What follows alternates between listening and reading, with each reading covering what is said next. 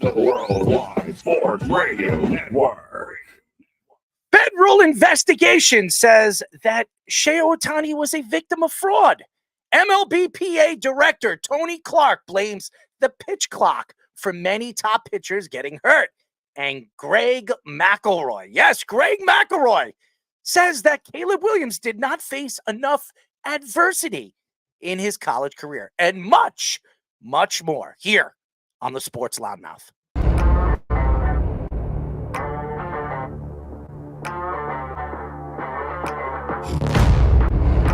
Doc Rivers is going to have Damian Lillard run very fast out of town.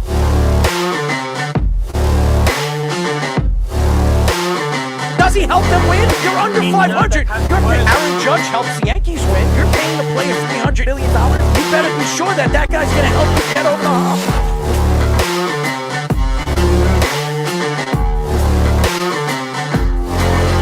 For some reason, this guy is completely lost on calling plays. Maybe he's a therapist.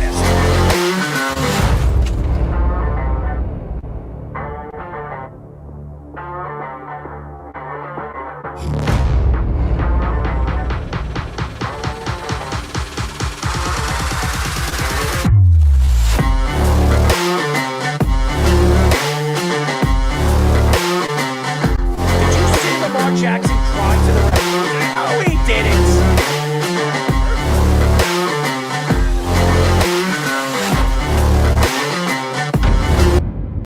We are back for a new show of the Sports Loudmouth. I'm your host, Errol Marks, my co-host, Speedy Petey. Remember, you can call us at 631-672-3108 is the number to call. Go to our website at www.worldwidesportsradio.com. Check out all our shows throughout the week, including the Loudmouth with me, Speedy P, and Sean Smith, every single Wednesdays and Thursdays at 7 p.m. All you have to do to tune in and check out your local listings is go to our website at www.worldwidesportsradio.com. Speedy, what's up, man? Dealing with some technological annoyances between my computer and laundry and a bunch of other stuff today. So it's been Laundry? What's going on with your laundry? It was making a lot of loud noises, but Does it mute? Does it like moo? Does it meow or something? Do you have your cat?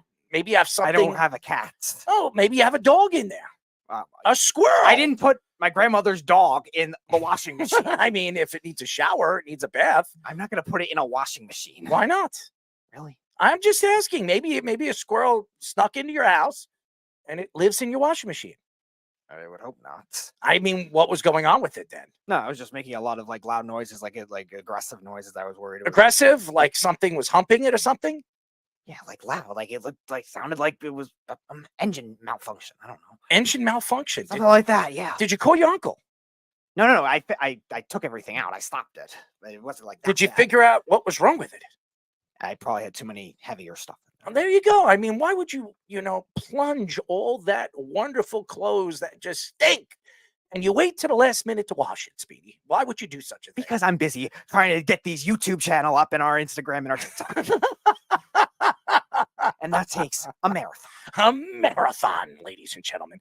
We have a great show lined up for you guys. A little bit later in the show at 8:30, we'll be talking to Emmy-Award Winning sports broadcaster, our friend Dave Baez. Well, Benz. Well, he was Dave Baez at one point, so I'm just kidding. Dave Benz. He will be joining us. Federal investigation says that Shohei Ohtani was a victim of fraud, and he was telling the truth about his interpreter.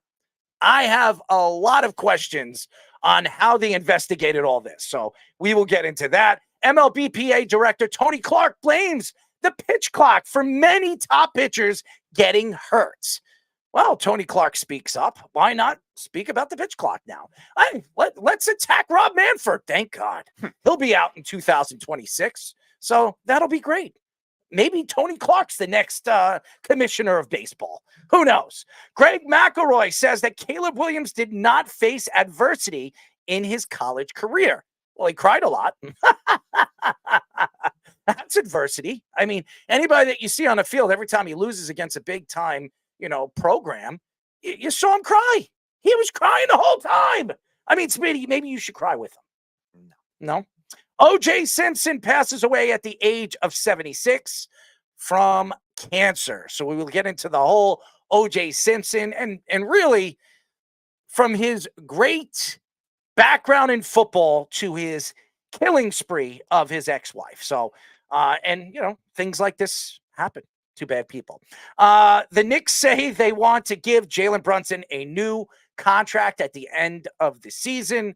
This is great news for Jalen Brunson. He's going to make his mucho dinero this offseason. Draymond Green takes shots at Zach Edey. Why is he attacking Zach Edey? I don't understand it. And, by the way, NBA referees and more. So we will get into the whole Draymond Green podcast. Yeah. He has his GM also saying that the Draymond Green video of him punching Jordan Poole shouldn't even gotten out there. Oh, yeah. Let's parlay with Reno, Johnny, and maybe more. And MLB season previews and picks. We haven't done that yet. Me and Speedy have not done that, so we will do that tonight with our executive producer, Mr. Fish. So he will be joining us a little bit later in the show as well. There will be no Scoops tonight. He is sick. So a shout out to Scoop. Hopefully he feels better. Just a lot going on in his life. I mean, he goes to Hofstra. He does a lot of our social media work, and obviously he does our sports minute. So hopefully we see Scoops next week. He has a stomach virus, so hopefully he feels better. Federal authorities confirm that Shohei Ohtani was a victim of fraud in connections with his former interpreter. The New York Times also reports that the interpreter is in negotiations to plead guilty to federal crimes. Federal authorities say that Ohtani was telling the complete truth and that allegations against his interpreter were even worse than expected. The investigation showed there were no traces to any of Ohtani's bank accounts being directly involved with any sports betting. The investigation also showed that the interpreter changed Ohtani's bank account transactions so he would not get alerts on his transactions. There is a belief that the interpreter stole a lot more money than just $4.5 million. Some people say it's a little bit over 16 million. Here's what I want to get into. It's been 2 weeks, right? 2.5 weeks from this Ohtani story came out. The FBI, the DOJ is investigating this story. It's such a big story.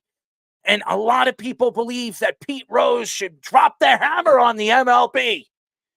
And Pete Rose is not in the Hall of Fame. And Pete Rose has been disrespected by the MLB for many, many years for betting on sports.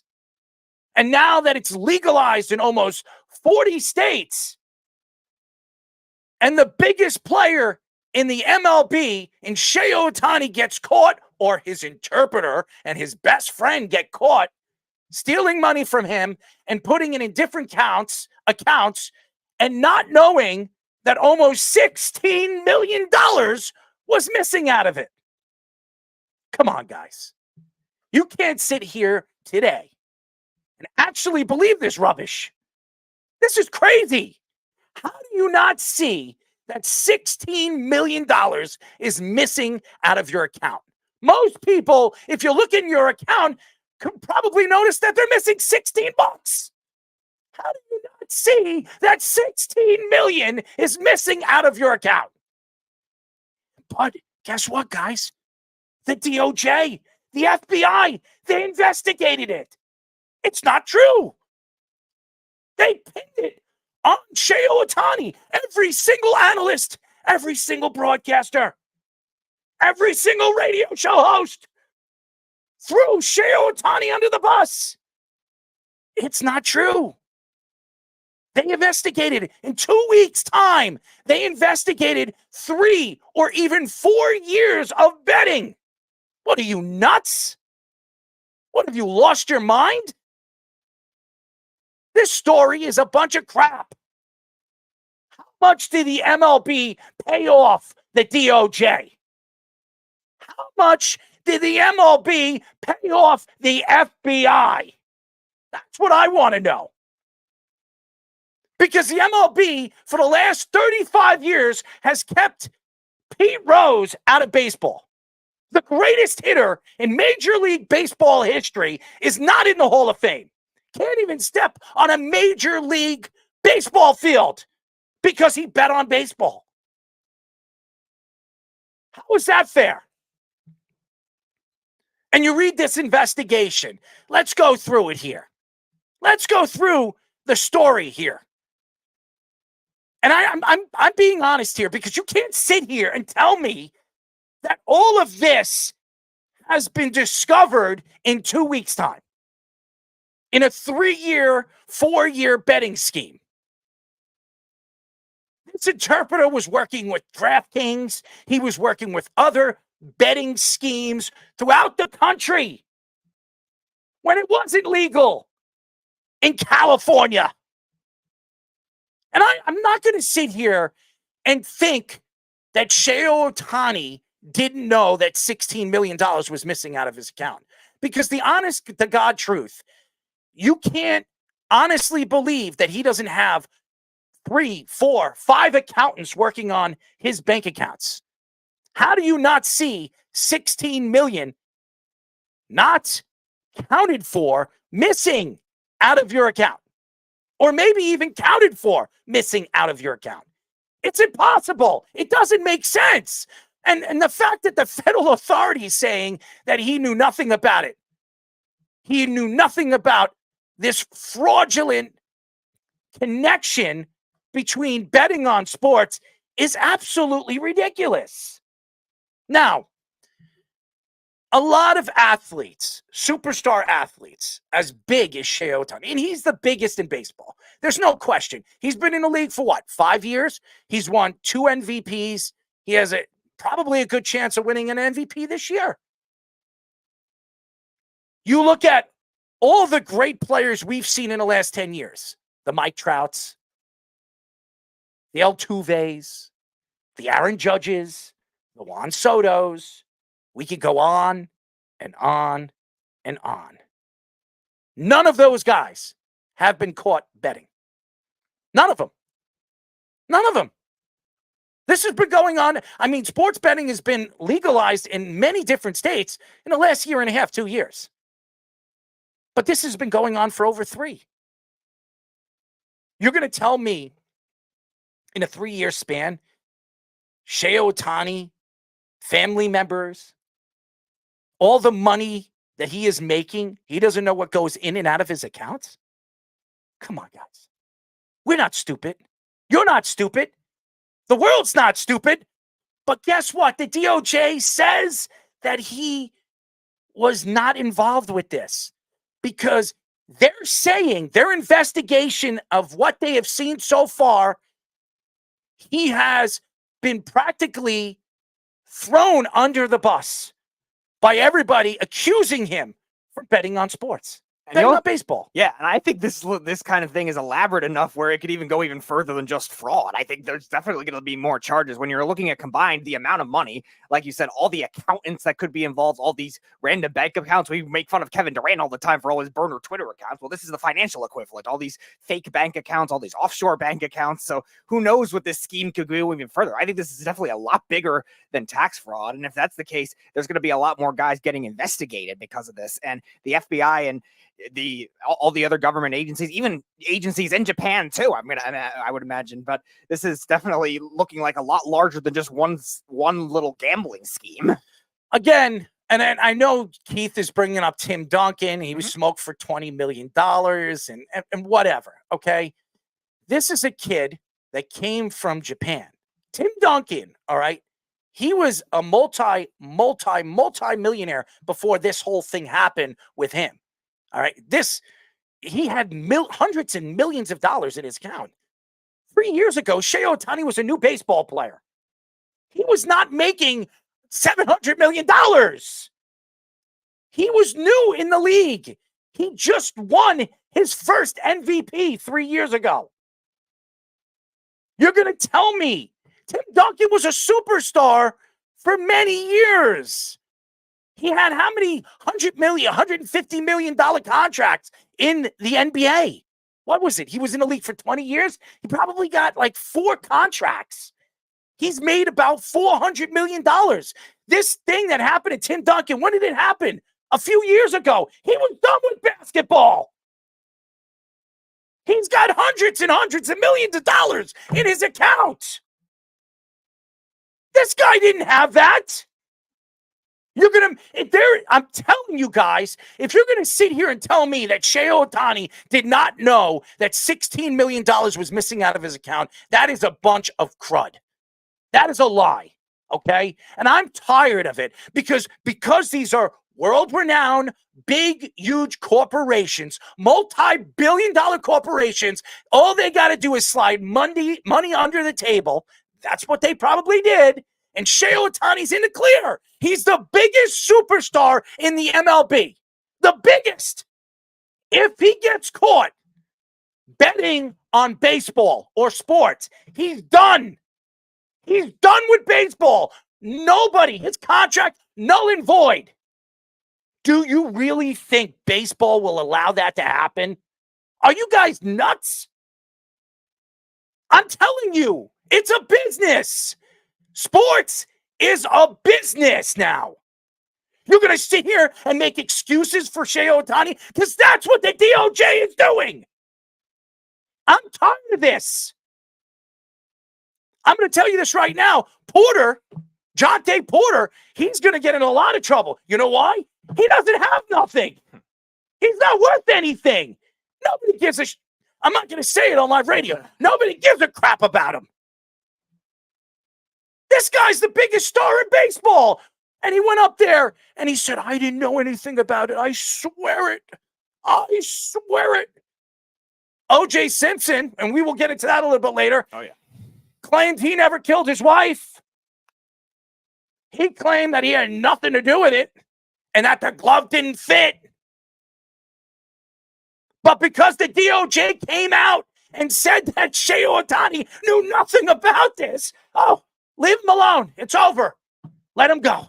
In comparing the two cases, like you also have more technology and more intelligence agency that you're dealing with now, where you could also have a mole in the FBI or in any of those other government agencies. You also could have a mole within those banks too. Like banks do inside jobs in bank robberies in certain cities. I could see that kind of thing happening. Again, in Japan too. I don't even know how it is in Japan. That could definitely be a much more elaborate operation. And this guy, like we were talking about the first time, has more than just Shohei Ohtani on his payroll in the past. He had 5 other athletes, at least that we know of. So who knows what other big scheme could happen. And obviously Ohtani's probably the richest one. So he's going to use that money and just grow with it more investment. And all of a sudden it grows to 16 million. And that's all we know of right now. If you don't, and I'm sorry, Keith and Jeff and Snug, you actually think this is crazy to make it seem like it's a conspiracy theory? It's not. You're a multi-billion-dollar organization. You have the biggest player in your sport. The biggest player in your sport involved in this controversy. What are you going to do? What are you going to do? You're going to clean it up. That's what you're going to do. Steroids has been around for many, many years. It saved baseball. And what did baseball try to do? They tried to keep it under the rug. That's what they tried to do. And then when the politicians and the House of Representatives got involved with it, oh no, they're not going to let this get away. There's no way they're going to let Bud Selig get away with this. Oh no. And they dropped the hammer on baseball. And everybody, I don't care what Jeff says. And Jeff, if you can't pronounce my name, I will block you. Test me. I will block you. I don't care what you have to say. You either call me by my regular name or don't call me at all. Don't use my name. You're an idiot. You're gonna send me. All right, I'm blocking you now. Speedy, block him. Block him. He's done. He's done with the night. So block him. He will not be back on. To get back into the whole federal authorities with Ohtani, the allegations against his interpreter might be true. It probably is. It wasn't just his interpreter. You know what? Leave him there. Leave him there. I'm not going to stoop to his level. The federal authorities right now is still investigating the story. They're still investigating. And right now, what they have supposedly not found is he's innocent. But you're talking about 3 years of betting. Millions of dollars. How does it just be brushed under the rug and they're saying that Shohei Ohtani knew nothing about it? It doesn't make sense, guys. It doesn't. And anybody that sits here today to believe it is an idiot. Those are the facts. I'm not going to sit here and make excuses, and I'm also not going to sit here and believe it. I'm not. And I know everybody's going to say, well, there you go with your conspiracy theories. It's a business. Sports is a business now. It's not about the game anymore. I've said this over and over and over and over again on this show many, many times. When I grew up watching sports, it was about watching the competitiveness, the camaraderie, the team. Now it's all about fantasy sports, how much money I'm going to make, what am I betting on tonight, what player who's going to out-rebound this other team. It's all about money. It's all about money. And you know what? Keith, you could say whatever you want. You can make excuses because you're a betting man. And you want to follow in Snug and Jeff's bullcrap, then do that. You could say there's no facts to it. There's no facts to it because it's hidden under the rug. It's been going on. And you keep bringing up Tim Duncan. This happened to Tim Duncan how many years ago? A couple of years ago? I never even heard of it. So. Yeah, it happened a couple of years ago. I remember it. Happened a couple of years ago. Tim Duncan's been retired from basketball for over 6 years. And I'm tired of sitting here and just thinking, hey, you know what? The DOJ, the FBI, do you know how many innocent people are in jail? Do you know how many people and so many documentaries that I've seen on television that everybody said there's no doubt he did it? And the facts were pretty much just brought to the judge and the DA's attention just so they can get somebody to take the rap for it. Mm-hmm. Those are facts. You're going to tell me when they find, and 20 years later, they find the guy to be innocent? Well, you know what? They made a mistake. Who cares? Baseball took this and they brushed it under the rug. The reason why is if it was anybody else, I'm telling you guys, if it wasn't Shohei Ohtani or one of their biggest stars, if it was anybody else, it would have been worse. It would have been worse. I'm telling you. Here's a pitcher we have been speaking about that's not in the major leagues right now. He's been fighting to get back here because he was accused of doing sexually bad things to women. You know what I'm talking about, Speedy. Trevor Bauer. Trevor Bauer. Baseball hated Trevor Bauer. Why? Because Trevor Bauer didn't give a crap what anybody thought of him, including his coaches, his teammates, and everybody. And because baseball didn't like him and he's not important, and because he supposedly was accused of doing what he did when he has been through the court system and has been proven innocent from it, they will not let this guy back into baseball. And it shouldn't matter the player level. Like, that kind of process should not matter. Shohei Ohtani, if he is part of this, I'm not saying he is, but if he is part of this, should get the same punishment as Pete Rose. Or reinstate Pete Rose, let him go into the Hall of Fame like he should, and let Shohei Ohtani be Shohei Ohtani. You want to have it both ways. Baseball's never done that in their entire existence. They're a hypocritical organization. They're a sport full of controversy. And right now, that might be only a small piece of the puzzle that we know of, because the way this gambling scheme works out, all this fraud, like you were saying, that could be a lot more elaborate. Like you said, so many innocent people could have money being poached from them, and they don't even realize it. Like, it's so secretive of an operation. He had all these burner accounts. He apparently impersonated Ohtani, and who knows who else he could impersonate. He could steal people's identities all the time, and that could have central intelligence behind it. That could have government behind it. Like, there's just so many different things that could go on. And Keith, you want to say that you go come up with conspiracy theories? The MLB league office certainly has guys that have that kind of money too, and maybe have that kind of connection. Why couldn't Rob Manfred do something like that? CTE. Do we remember what was going on with CTE? Do we remember what Goodell was trying to do to this doctor, because he came out and he figured out that this head trauma was affecting many football players to go crazy, kill themselves, and try to kill other people? Are you blind, Keith? They threw it. They brushed it under the rug. They still, to this day, have only agreed to $100 million to, people, athletes that have been hurt and head trauma in football. And by the way, one of them that is on our show, in Sean Smith, who hasn't been paid yet from the league. Yep. Oh, that's okay. Oh, they were just, that wasn't true. Roger Goodell's been brushing it under the rug forever. You're going to tell me they're not going to brush this under the rug? There's no facts to it? There was no facts to the CTE thing until a doctor opened his big mouth. And they have enough money to fund that kind of thing because it's a big corporation that Major League. Oh, Pete Rose was guilty. Why was he guilty? Because baseball couldn't stand Pete Rose. That's what it was. Baseball, Bud Selig couldn't stand Pete Rose. Keith, to get to the second half of your comment, this is much more of an elaborate operation than just some petty gambling scheme at this point. This looks like a lot more if 5 different charters, all these fake bank accounts, offshore bank accounts. This looks a lot more than a gambling scheme. So Keith, you could just say, "Oh, I could go do this to 1 million people." That doesn't mean that you're going to pull it off and be able to get away with it. This is very elaborate stuff. Because he lied. It screams agency all over it. Because he lied. That's what he says. Because he lied. Because he lied. Where's the proof? How do you find proof in 2 weeks?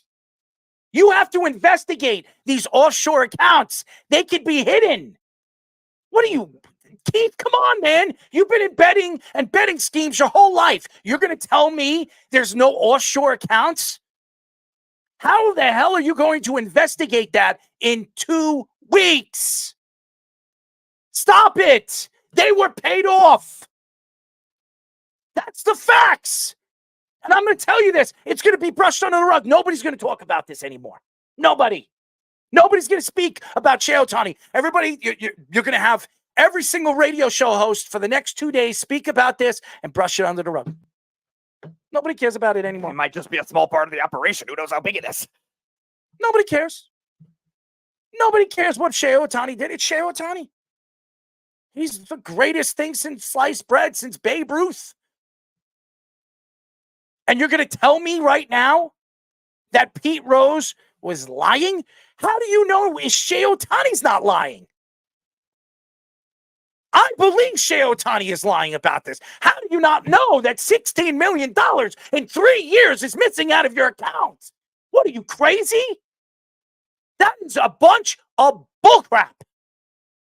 Keith, we're not saying you specifically have been in betting schemes, but there are people that are looped into that because of these types of cases, fraud, embezzlement, among and other things. And who knows what other people are going to be involved. Right now, that we know of is just the interpreter confessed. That's all we know. There could be 5 other people involved that could have government backgrounds, maybe intelligence backgrounds. This is a much more elaborate operation. Now, again, I'm not going to throw Ohtani under the bus right now for the time being. I'm not throwing him under the bus either, but I know he knows something about this. There's no way the guy didn't know anything about this. Mm-hmm. There's no way.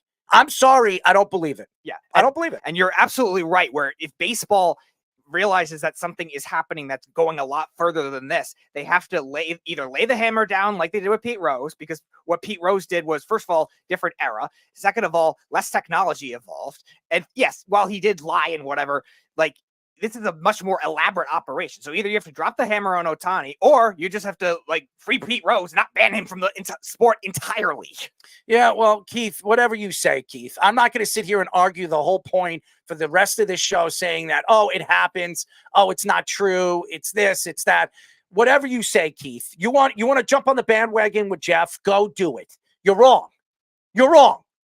Because Keith, if you had $100 in your pocket and it was gone, would you know that it was missing? You damn well believe you would. You know you would be looking for it. Don't tell me that $16 million 3 years ago, and it was 16, 17 million in a 3-year span. He wasn't making the money he's making now. He wasn't. How do you not know?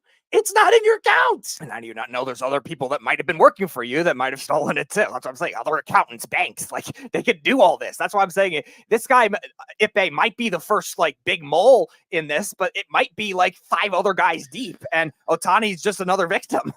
MLB PA Executive Director Tony Clark filed a statement to the Major League Baseball and the league that he blames the pitch clock for many injuries to starting pitchers this season.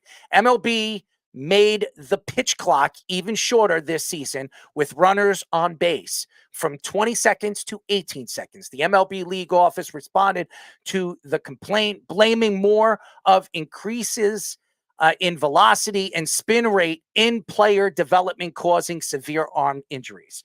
Guardians pitcher Shane Bieber, who is who's on his last year of his contract, tore his UCL in his first start of the season. But he says he does not blame the pitch clock for this injury. Garrett Cole had the opposite opinion, saying that the pitch clock is directly correlated with the elbow injury he suffered in spring training. Brave star Spencer Strider, velocity was down in his second start, and the Braves now are considering elbow surgery for Strider.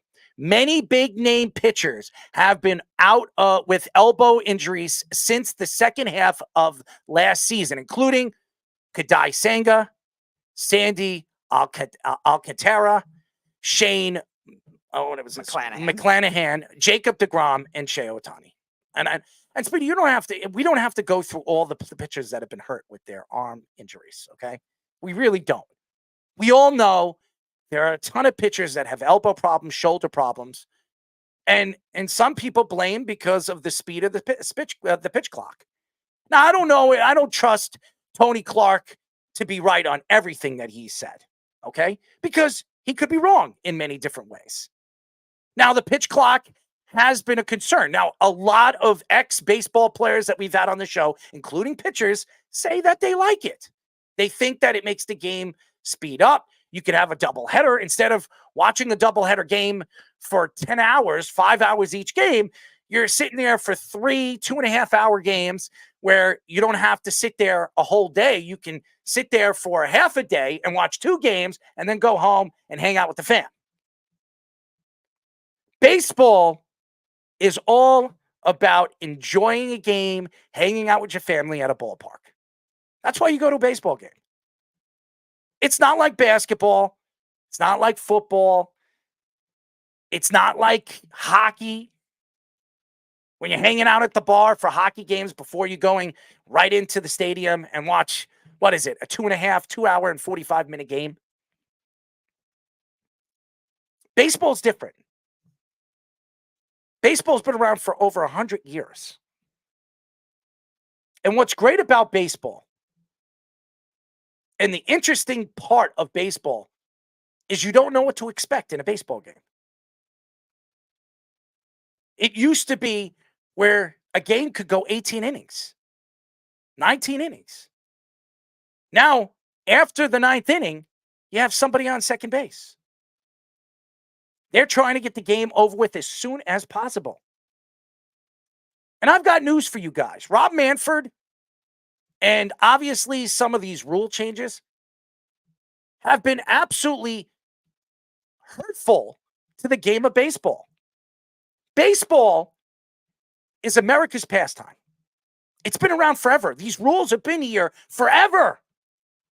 The only rule that I liked from baseball when they decided to change it was the shifting. And because I think it hurt baseball. Baseball wanted to see more offense.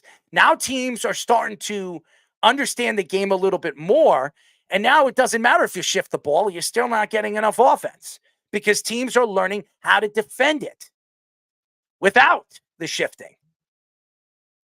Pulling the ball still is hard to get that extra base. And that's the thing. I agree with Tony Clark that Tony Clark is going to stand up for the players. He's an ex-baseball player. He knows the game. He's been around for the game for a long, long time. He loved America's pastime rules. He looks at the game from when he played in the 90s and the late 80s. The game is different now. The speed of the game. They're more athletic. They're more stronger. How many Aaron Judges were there in the 70s? How many 6'8", 280-pound men were standing at the plate and smacking the ball 500 feet? How many Giancarlo Stantons were there in the 80s who's 6'8" or 6'7", smacking the ball almost 500 feet? It's a different game. I'm not saying the players are better. I'm saying they're more athletic. There's more weight training that goes along with being a professional athlete. In those days, I mean, look at Babe Ruth. Yep. Babe Ruth was fat. He drank, he ate, he smoked. He would practically go on a ball field drunk, smacking 2-3 home runs a game because there was nobody as good as Babe Ruth. And people are saying if Babe Ruth played at this time, he wouldn't be as dominant. That's a bunch of crud. He wouldn't have that body type now. That's what a lot of people don't realize. That's a bunch of crud. The ballparks were bigger in that of those times. Yeah. Plus, he would have access to modern training. He would have access to modern coaching. That much more concepts have come into baseball now because of what we know. Now, pitchers throw harder. Yes. We all know that. How about that? How about the training? And I know Tony Clark, and I'm going to go against Tony Clark on this. I don't think it's only the pitch clock. These pitchers, these kids are throwing 90-mile-per-hour fastballs at the age of 16, 17 years old. They're throwing curveballs that are going almost 85, 90 miles per hour before they're playing college ball. They put a lot of torque on their arms and their shoulders at a very young age. Some of them last. Max Scherzer didn't have shoulder or elbow problems until late in his career at the age of 36, 37. He had that lap problem, then he had elbow problems. It happens. Welcome to the New York Mets, where our pitchers always get hurt. I don't think it's just the pitch clock. No. I don't. I think it's the training. I think the training in baseball is completely different than it was in the 60s and the 70s. Yeah, and I also think that the fact that there's so many younger pitchers getting hurt now make it seem like it's not just a pitch clock issue. Now, runners on base is a little different because you're trying to pitch from the stretch, you're trying to pitch a little faster on the release, and maybe some of those 20 to 18 second tweaks could have been based on that. But again, it's a very small sample to be able to judge that right now, this early in the season, to know for sure. Now, like I was saying, a lot of those pitchers are younger. Senga got hurt at the beginning of the season. Fish brought it up on the graphic. Kyle Bradish, young kid for the Orioles, that was a Rookie of the Year candidate, already hurt. He's going to be out probably until May or June. Now, a lot of those guys that got hurt last year were based on bullpen guys. And the older pitchers had a lot of trouble staying healthy last year too. And now you have a mixed bag that doesn't work in their favor because the pitch clock, the older guys had a tough time adjusting to it because they didn't have the development, like you were saying, in the minor leagues. The young guys had that kind of development. So there has to be kind of a middle ground on where you're going with that to just only blame the pitch clock. Now, I did say at the time when the pitch clock got released that I thought it should have been more like 25, 30 seconds. I thought it was a little too fast, but I think there still should have been something implemented in the game to make it like that, where the pitchers are not going to hold the ball forever. It has nothing to do with the pitch clock. In my eyes, first of all, baseball should not have a pitch clock. I know a lot of players like it. I think Jock, he liked it. I think he said that he liked it. And Nelson Figueroa, I know, hated it. So I remember Nelson Figueroa hated it. Yeah. I mean, he's a former pitcher. He was a relief pitcher for the Mets for how many years? So some pitchers liked it. Most of them didn't. But I'm not going to sit here and think that it's just the pitch clock is the only reason why these guys have elbow and shoulder problems. I don't think it has anything to do with it. I think it has a lot to do with their training. I think it has a lot to do with the competitiveness now of these athletic, gifted kids that want to make the major leagues. Now, remember when you threw 90 miles per hour in the 90s and the early 2000s, you're making the major leagues. Now, if you throw 90 miles per hour, there's no guarantees you're making it to the majors. If your fastball's 90, it's a concern now. I mean, seriously. I mean, it's ridiculous. Now, if you want to make the majors, you got to throw at least 97, 98. At least. And if you're throwing over 100, there's no doubt about it, you're going to make a major league team. There's no doubt. If you can throw, even if it has no spin on the ball. Or you have to, as long as you can control it, yeah. If you could throw strikes and throw 100 miles per hour, you're making a major league roster. There's no doubt about it. Yeah, you really have to do, like you were saying before, with the spin rate. You really have to, if you don't have that velocity, be able to spin the ball like crazy. Have you ever seen the movie The Rookie? A while ago. Okay. And Dennis Quaid played Jim, yeah. Yeah. And he made the major leagues. And the reason why he made the major leagues is because he was an older guy, never got a chance to really show his arm off because his father never respected his game, and he never went to play college baseball. So he became a high school teacher and coached their high school baseball team. And then he started throwing the ball, and everybody started. And then they dared him to try out for the Tampa Bay Devil Rays. And he tried out. And he threw what? I think he was throwing 92, 93. Yeah, they needed something at that time. And at that time, that was fast. That's one of the strongest arms in baseball at the time. Yeah, and to think at that time, the Rays were considered a poverty franchise. They were awful the first 10 years of their existence. And now, if you throw 92, 93, there's something wrong. Yeah, it's be a huge team fastball. Carlos Rodon in spring training was throwing 91, 92. It was concerning. Right. When his average power four-seam fastball was really rotating between 98 and 97, and it had tremendous spin on the ball. Yep. So it is nothing. It has nothing to do with the pitch clock. I know Tony Clark is trying to get rid of it. I know that's what he's trying to do because a lot of the pitchers don't like it. They don't like being rushed at the pitching mound. And then the players, they're standing outside the box playing with their gloves or itching their ass or fixing their shirts. And a lot of the younger pitchers we've also had on the show were mentioning that it was an easier adjustment for them than others too. That's why I also think it's still more the development and the minor league training too, because they want to get the velocity up quickly, maybe quicker than they should in an 18-year-old, 17-year-old in the farm system already, a international prospect that signs early, something like that. I think that's the biggest thing that hurts it the most. Now, again, the pitch clock itself could be a little fast for some release points, and a lot of pitchers that were normally good struggled last year, especially in the beginning of the season, adjusting to that kind of thing. But now you have a second year under your belt, and you still have enough time to be able to adjust your pitching style. You can't just be a thrower like we were talking about a couple weeks ago with Mike Pinto. Like, pitchers actually have to be pitchers too. Like, they have the technology to make that kind of thing work. You have the pitch arsenal to make that kind of thing work, and you have to be able to adjust to that in games if you know you're injury prone already as it is. And a lot of these pitchers that have gotten hurt right now have already had other injury issues, so I do think there has to be a balance with that. I don't mind making the pitch clock not 20 seconds. I think that could be a little more, but regardless, that shouldn't be the only thing to blame for that kind of thing. And pitchers now, because they're throwing harder, they have to be managed differently too, and sometimes that has to go with the team offices, sometimes it has to go with the managers themselves, reducing the amount of innings. What happened to Harvey? Harvey was throwing too hard. Yep. What happened to Jacob deGrom? Why has he had 2 UCL tears in the same arm over the last, 10 years? Because he's throwing too hard. He's throwing 100-mile-per-hour fastballs when he doesn't need to. He actually increases velocity. Yeah, his changeup is as good as any changeup in baseball. Maybe when we compare changeups, greatest changeups I've ever seen in my time, Johan Santana and Jacob deGrom, 2 ex-Mets. I'm telling you right now, it's not normal when a guy throws 100-mile-per-hour fastballs and then a changeup that goes about 89. I mean, that's a hard changeup. In the 70s and 80s, if you throw a fastball about 91, 92, you're throwing a changeup at 75, 78. It's unbelievable. There's splitters. There are people throwing splitters at 93 mile per hour. Yep.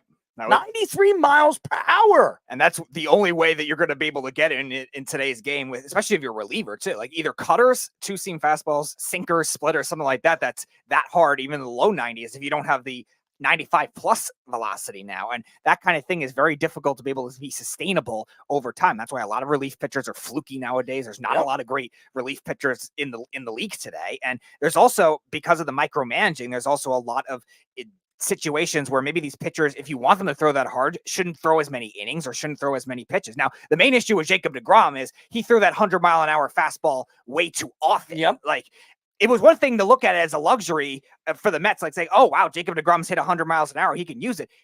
They had, whether it's his fault or the management, Rojas, whatever, they use it way too often. And that's going to be something that runs your arm into the ground. It has something to do with management. It has something to do with analytics. I mean, everybody keeps talking about, sports becoming more analytic and analytically. And now they have their own departments, not just baseball, basketball, hockey, football. They all have their own analytic department, and they're paying them tons and tons of money to try to figure out the equation on what pitch is going to be more dominant against this hitter and what pitch you do not throw against this hitter, and where to throw the pitch that you don't want to throw against that hitter to that hitter, so he doesn't see the ball as good as if it's pitched in his wheelhouse. Mm-hmm. So it's analytics are everything in sports now, just like I believe sports has become a business. And it's all about money and how much money you can bring in and how many seats you can fill, how many jersey sales you can have, how many hot dogs you sell, how many hamburgers you sell. And again, that kind of thing kind of contradicts with the pace of play thing, because you want your analytics department to be able to get the best out of the velocity and spin rate with these pitchers. But if you're also trying to have them try to rush all the time too, you have to be able to manage that as an organization. And that's where baseball has the hypocrisy. You want your star players on the field, but you also don't want them either getting hurt or coming out of the game quicker. So, hence the reason why we've argued that steroids should be allowed in professional sports. Mm-hmm. Because if there's 162 games in a season, now you can't overdo it. Sure. I mean, But if you want to do HGH to keep yourself on the field and healthy, and listen, you're making millions and millions of dollars, and it doesn't bother you that it could affect you in the future, then do it. You should be allowed. How many ex-baseball players or even baseball players in the league right now that we've had on this show that said steroids should be allowed? Mm-hmm. How many? And I agree with you, Keith. In the old days, pitchers pitched more innings. Why? Because they don't throw as hard. In the olden days, an 89, 90-mile-per-hour fastball was hard. Mm-hmm. There was no torque on your arm. Now, every single pitcher, I mean, why do you think some of these pitchers that are consistent at 98, 99, eventually one or the other goes on you, your shoulder or your elbow goes on you? It's because of the torque. Watch the way their release point, how the elbows move. It doesn't stride forward. It strides to the side. There's so much torque on your elbow and your shoulder when you're releasing that ball. And remember, you're gripping that ball. It's got to be gripped a certain way for it to put a certain amount of spin on that particular pitch. And that's why you need the analytics, because you need to be able to get that sense of direction. But if you're going to have him pitch a different way, you have to make sure that you manage it properly too. Otherwise, you're going to deal with all these injuries all at once, especially for a lot of these younger pitchers too. Now, Spencer Strider got paid by the Braves, but I don't think any of those other young guys got paid yet. So it's going to hurt them even financially. And that kind of thing really goes on their organizations for not managing it properly the way they could have, because a lot of these younger pitchers don't have that same kind of longevity the same way. It's crazy. And again, I'm not taking shots at Tony Clark. He obviously, he's not a stupid man. He's trying to protect the players. Mm-hmm. He's standing up for the players, but he's not a bright man, because if he actually believes that the pitch clock is one of the main reasons why these people, these athletes, these pitchers are getting hurt, I mean, there are, I don't know, Jason Dominguez tore his UCL. Right. Is he a pitcher? Is he forced to throw the ball in 25 seconds or less? I mean, come on, guys. Yeah, there's been catchers and shortstops that have gotten them too. Yeah, there's elbow, shoulder problems from all these guys. Knee problems. Mm-hmm. You're going to blame the pitch clock for that? Come on, guys. TMZ reports that O.J. Simpson passed away at the age of 76 after battling cancer, ladies and gentlemen. He passed away late Wednesday night and was surrounded by his children and grandchildren when he passed. Simpson produced and acted in over 40 movies and TV shows, even some during his NFL career. His life changed in 1994, being connected to the stabbing of his ex-wife and friend in Los Angeles. Live coverage of the car chase and trial connected to this case aired on television, interrupting regular scheduled programming. Simpson won a Heisman Trophy, was a 6-time Pro Bowl running back, 5-time All-Pro player, had the first 2,000-yard rushing season in his NFL career, and finished with 11,236 rushing yards and 61 touchdowns. First of all, I'm not going to be happy about this man's career. This man's a killer. This man killed and murdered his wife. Murdered an innocent man. Okay?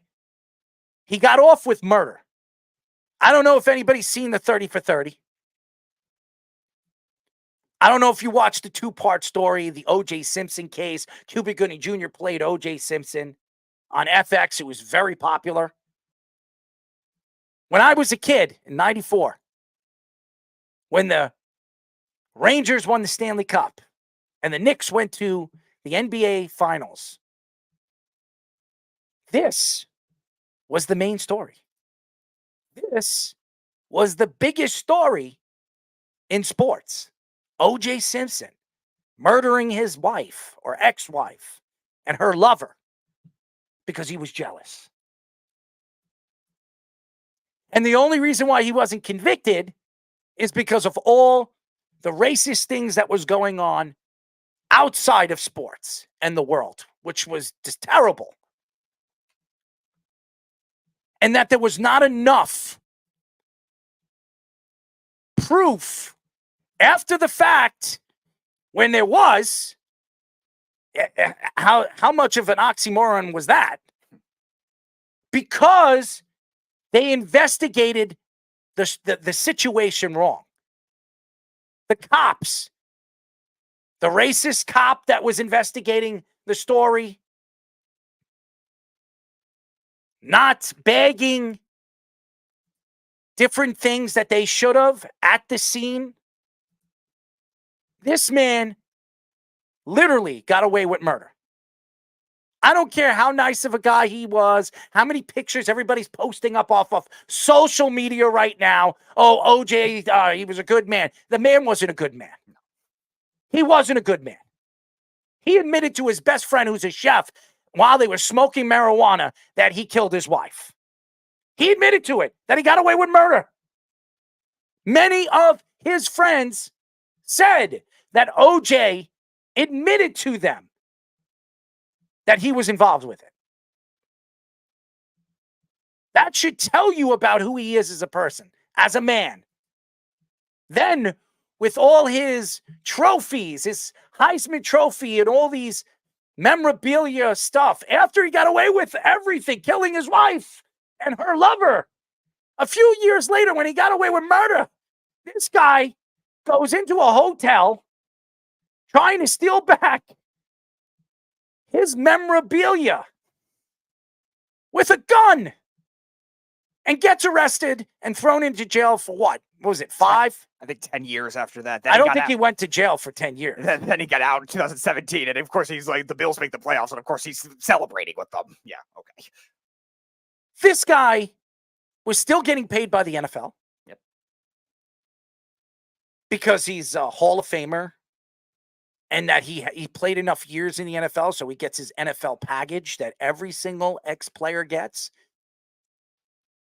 This man did not care about life that he took away. How could his kids and his grandchildren sit beside him at his deathbed after and I don't care what they think, for a fact, this is the man that killed your mother, your grandmother. It is despicable, okay? I am not going to praise this man. I will not praise this man.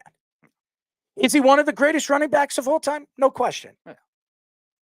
Was he one of the most respected players at one point as an analyst for CBS Sports? Yeah, he was.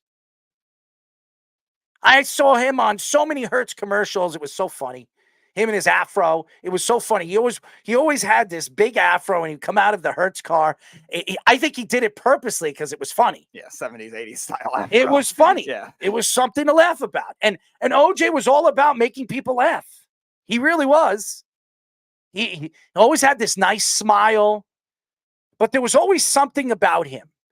That smile, that smirk, there was something evil about it. Something. And it's a shame because 2 people should be alive. Yep. 2 people. Now, who knows? They were not together when she was hanging out with another man. They were not together. But his jealousy and corruption because of who he is and who he was as a movie star, television star, and a football analyst, he thought he can get away with it. Right. That's what I was saying. Fame and fortune can lead you to do stupid things. And that's what ended up happening. Because like you said, he's probably a top 10 running back all time. He's probably one of the better college running backs of all time. And yeah, as on the field, production-wise was good and obviously did a lot of movies. But yeah, that fame and fortune can lead you to do dumb things that were caught on TV, to a whole filming of this car chase that ended up happening in 1994. I remember my parents always saying, oh, it interrupted I think it interrupted something with the Rangers. I know it directly. It interrupted the Rangers and the Knicks. I think right. I think it directly interrupted an NBA Finals game for the Knicks. And 94, the Yankees. This was 94-95 was during the Yankees, Don Mattingly, the Seattle run, before Derek Jeter. I mean, this was when Derek Jeter was coming up in the league. Mariano was coming up. Bernie Williams was already up in the league. This was the time that the transition of the Yankees and their dynasty was happening. Mm-hmm. And Keith also mentioned it too. I remember he downplayed the arrest after he beat up Nicole years before he killed her, which, yeah, that shows you what type of person he really was. Yeah, he could be smiling in these commercials all you want. Yeah, it's called acting for a reason. He wasn't that type of person off the field, and you could definitely tell, like, even coming out of jail for the one crime, like you said, commits the other, commits an armed robbery, commits the theft of his memorabilia. Like, you really? Come on, you're like not helping your cause here. I'm not going to sit here and praise this man. No, I won't do it. I'm not going to do it. Is he dead? Yes. Bad people die at young ages. The good, everybody says the good die young. This man shouldn't have lived to 76 years old. No. This man, if he went to jail at the time after killing his wife and her lover, he probably would have been killed or killed himself in jail. He wouldn't have lasted. I know everybody all over social media, O.J. Simpson, everybody was posting up pictures of them and O.J. Simpson. If I ever met O.J. Simpson, I would have punched his ass out. He's evil. He was a bad man. I don't know why everybody praises this man. Was he a great running back? Good for him. There's many great running backs. Curtis Martin was great. Did he kill somebody? Curtis Martin saw his grandmother murdered. He tells the story every day, every time he goes up there and he talks about concussions. Curtis Martin walked in. His grandmother was stabbed to death. He didn't do it. He lived in a neighborhood where there was evil people in Pittsburgh. Yeah, look at what happened to Sean Taylor, too. Gets shot in his own home. Things happen. But when you see this, we talk about Caruth yesterday. Yes. Caruth killed his girlfriend because she was pregnant. And then hid in his new girlfriend's trunk, pissed and crapped himself, and stayed in there with a bottle of water for almost 48 hours. Good job for leaving no DNA traces. And he's still trying to get out of jail. Yeah, good luck with that one. Yes, Keith, Curtis Martin is a class act. Yes, definitely. Errol's mentioned it a lot. He's done some of the best work with some of the concussion protocol, the concussion growth research of the game that's helped hopefully get Roger Goodell's logic together, but you never know with Roger There's Goodell. no logic with Roger Goodell. There's nothing. Definitely no logic with Roger Goodell. And we have Nathan now with us. What's going on, Nathan? Hey, Errol. Hey, Speedy. What's up, guys? How you doing? We're good, man. Obviously, speaking about this, good for I agree with both of you 100%. I'm not gonna praise this guy either. I know he was a great player on the field, but bad person off the field. So now we just move on and good riddance. I mean, I'm not gonna say any praise this guy like you guys said, and this guy did some bad stuff, and he should have been in prison for it, and he went off free, and I think the court justice system, when he was in court, they didn't do it properly. They didn't investigate it properly.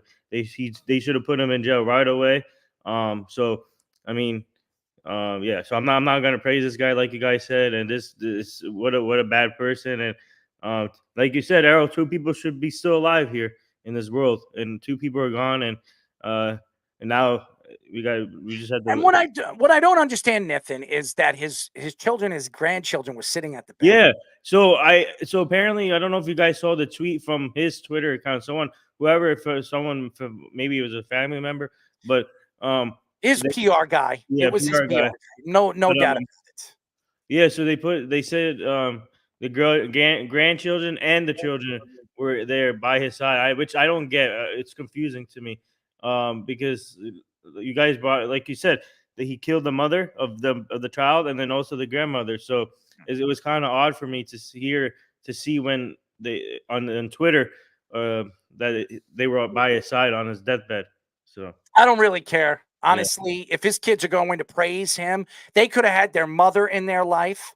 These kids, when their mother was murdered, okay, they were babies. They were kids. I think his son his son was like 8 or 9 years old, and his daughter was like 10. I mean, they were kids. They were babies when their mom was murdered. They never had a chance to even spend and get married.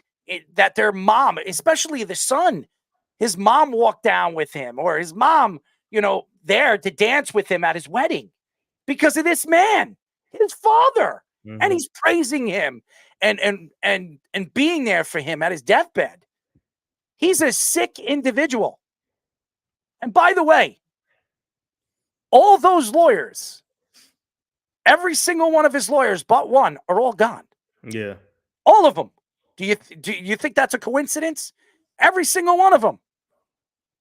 And two out of the 4 or 5 lawyers that he had died from cancer. And so did he. Mhm. It is despicable. It is a disgusting thing that everybody is praising this man. I don't even think anybody should be talking about him. The fact that we are, it's ridiculous. But And hey, I'm watching some channel here right now. They just showed the car chase, the famous car chase that happened with him, and they're still talking about him on CNN. But I feel like tomorrow is gonna be a new day, and everybody's gonna forget about this tomorrow. So I hope nobody's going to forget about this, Nathan. Nobody, because this guy for years was one of the most loved guys. I mean, how many commercials? Nathan, you weren't even alive when this either was Speedy. I used to see OJ on every other commercial. Sports, if there was anything to do with football, it was Bo Jackson, it was Deion Sanders, it was OJ Simpson. Mhm. Those were the football players on all the football commercials growing up. 3 guys. I used to see Bo Jackson, so many commercials, Deion Sanders, Prime Time, and obviously OJ Simpson. Those were the 3 football guys. And then there was obviously Dave Winfield. He was on a bunch of commercials. Kirby Puckett was fun, fun and energetic, had a nice smile. People loved him. I mean, it's sick. How could you sit here and praise this man? The fact that everybody is posting up, it just sickens me, man. How many pictures have I seen of these people posing with OJ Simpson? Yeah, I guess all those people just believe he's still innocent, which he's not. First of all, I was arguing with Brittany's mom a couple of weeks ago. We were speaking about this a couple of weeks ago, and she thought for many, many years that this man was innocent. Her and her brother thought that this man was innocent when he really did murder his wife and her lover. Disgusting. And you want to know something? I call him the lover because even though he deserves to be mentioned, his name should be mentioned. His family is probably praising his death right now. That the fact that this guy has been free for the last 6, 7, 8 years, the way he has, it's despicable. It is a disgusting thing. The fact that everybody talks up, there are innocent people right now in jail. I said this 2 segments ago. And the fact that this man was free and saying those gloves they didn't fit because he had a rubber glove under it before he put those gloves on, and it ridiculous. Yeah. Absolutely ridiculous. How do you even justify that? That doesn't. I have no idea. Former Warriors GM Bob Myers said that the video of Draymond Green punching Jordan Poole was leaked out of nowhere, and they still can't find the identity of who was involved with it. Myers also said that on the JJ Redick podcast, that part of the reason he stepped down from the Warriors was not having to make a tough decision on Steph Curry. Myers has switched sports now and is a part of the Commanders' new front office. Draymond took shots at the NBA officiating, saying that he has double standard by NBA referees. This came after he tried to defend a layup from Lakers guard Austin Reeves, which appeared to be an elbow in the face. Draymond also took shots at Zach Edey, saying he quit on Purdue in the national championship game. Edey scored 37 points of Purdue's 60 points in the national championship loss against UConn. All right. I have a lot to impact on this stupid, dumb comment on a stupid podcast by Draymond Green. First of all, Draymond Green. First of all, if I were the Warriors, I would not bring him back. He is crazy, and he's still not learning when it comes to being respectful on the court, and he's still not. He should know by now that if he does something wrong, he's going to get ejected and get technical fouls or get fined. He should know that by now, and he's still doing this stuff on the court, which is not. It's especially if the Warriors are trying to do something, make another playoff run or whatever. He needs to be a team person again. He needs to be like one of the team leaders. Bob Myers coming out and bringing up the Draymond Green, Jordan Poole. First of all, if Bob Myers didn't know about this video not being leaked, he should have gotten rid of it. All right. The fact is, he knew that there was a video out there. He was the GM of the organization at the time that this thing was leaked. Why didn't he? We know the Patriots with Spygate got rid of all those tapes. How did he not get rid of all these tapes? Mm-hmm. That's one. Number two, he left the Golden State Warriors because he didn't want to make the tough decision on Steph Curry. That's a crock of you-know-what, too. Because he knew that Steph Curry was still his best player. He still knew that Steph Curry was going to be an elite player in this league. He just knew Klay Thompson sucked. Kevin Durant was gone. Draymond Green was a shell of himself, and there was nobody. All the picks in Wiseman and Poole, they have failed. Now, Poole was playing pretty good basketball at the time. He's the one who gave him the $130 million contract. He was the one. He was hiding from that contract. That was a terrible contract. The second contract he gave to Klay Thompson was horrible. That contract, the third contract he gave to Draymond Green, was absolutely ridiculous. Those are the facts.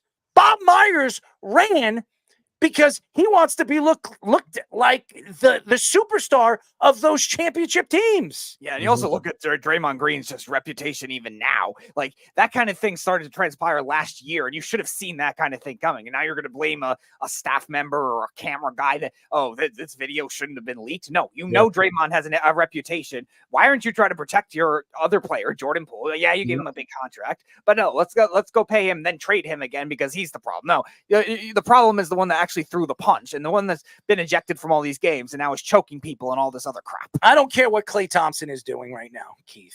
I could care less because Klay Thompson's a shell of himself. Now, is he having a better season than he did the last two seasons? Yeah, but that's not saying much. What is this team right now? What a 10 seed? 9 seed. A 9 seed? And I want to bring up a point. Remember the incident? This goes back when they were teammates. Remember during practice, Draymond Green went up to Jordan Poole or something to punch him in practice. This is what they're talking about. Referring to. They apparently, the video shouldn't have been leaked. Oh, yeah. Maybe your player shouldn't have thrown a punch. Maybe as a GM, you get rid of the video. How's that? Mm-hmm. Finding out who was recording it and make sure that everybody gets rid of it. That's what a GM's supposed to do. You're going to sit here and make excuses now saying that you knew nothing about it. Get out of here. You knew nothing about it. You knew everything about it. And now that it's leaked, and Draymond Green is a bully. That's what he is. He's a bully. He can say whatever he wants. On national television, Charles Barkley loves him. Shaquille O'Neal likes him. Kenny the Jet Smith likes him. Great. Congratulations to them. We all know this guy is a bully. This guy is not, he's inhuman. And he has no respect for the league. He has no respect for the players. And by the way, I have heard many different stories over the past year that Steph Curry and Draymond Green has had it out in that locker room more than numerous amount of times. And the only reason why it hasn't come out is because Steph Curry has been keeping it inside the locker room. And how far is that going to go, too? Because we were talking about it last week, too. See, Steve Kerr and Steph Curry were calling out Draymond Green for these ejections. Now, this week, Draymond Green, it gets ejected with that whole elbow thing. Oh, I deserve a double standard? No, you don't. Like, come on. Like, eventually, you're going to get more players to turn on you. Even Steph Curry, your closest friend on the team, allegedly, for years. Klay Thompson saying, I have to go evaluate my mental health now because of all this other stuff that's going on. My question to you is, why is a GM from the NBA going to the NFL? Does that make any sense to you? Yeah, the Browns did it first. The Browns did it first. I know. Yeah. From the Mets, we all know. Has it worked? No. I mean, have they won a Super Bowl? No. How does this work? Okay, the Commanders, an organization that has failed after failure after failure in a division that at one point was very winnable. Okay, so it doesn't make sense how these GMs jump ship from one sport to another sport, and it makes sense. Why? Because analytics don't give you everything, ladies and gentlemen. It doesn't. As much as you could put it on paper and say it makes sense, analytics don't give you everything. Not in football, especially. Like the Browns doing that at the time was very surprising because they needed to. I know they needed to take a chance on some things, but still, like they're not a good organization as it was. And when is the NBA going to speak up? How many times does Draymond Green have to hurt somebody on the court, practically try to kill somebody on the court? That elbow was intentional. Okay, I don't care what he says after the game. That was an intentional elbow. Him stepping on LeBron James's, was intentional. Him kicking Adams in the balls was intentional. Everything that him choking out Rudy Gobert was intentional. Yeah. All of it was intentional. Ron Artest was suspended and had to go for extracurricular activities off the court. He had to show David Stern everything, all these different doctors that he had to go and see, how many anxiety pills and all the different depression pills he had to take before he stepped back on a basketball court because of what he did in Indiana. I honestly, the fact that the NBA is letting this guy still play and open his big fat mouth is ridiculous. And then attack a young kid like Zach Edey saying that he quit on Purdue. Really? So a guy that scored 37 out of his team's 60 points, he quit on? Oh, come on, guys. Let me tell you something, Draymond. When was the last time you scored 37 points in a game? Yeah. When was the last time you can say that you were the leading scorer of your team? When's the last time that Draymond Green scored 2/3 of his team's points? Let me ask you a question. When was the last time you played in a national championship game? Yep. How are you? You weren't even a leader of that team. You weren't even the best player. That's why you were a second-round draft pick. He wasn't nowhere close to even like a top 10 player in college basketball either, which Zach Edey has been like consistently top 5 for 3 years. It is an absolute joke when this man opens his mouth and he spits out the craziness. And you know what? And Adam Silver is not doing anything.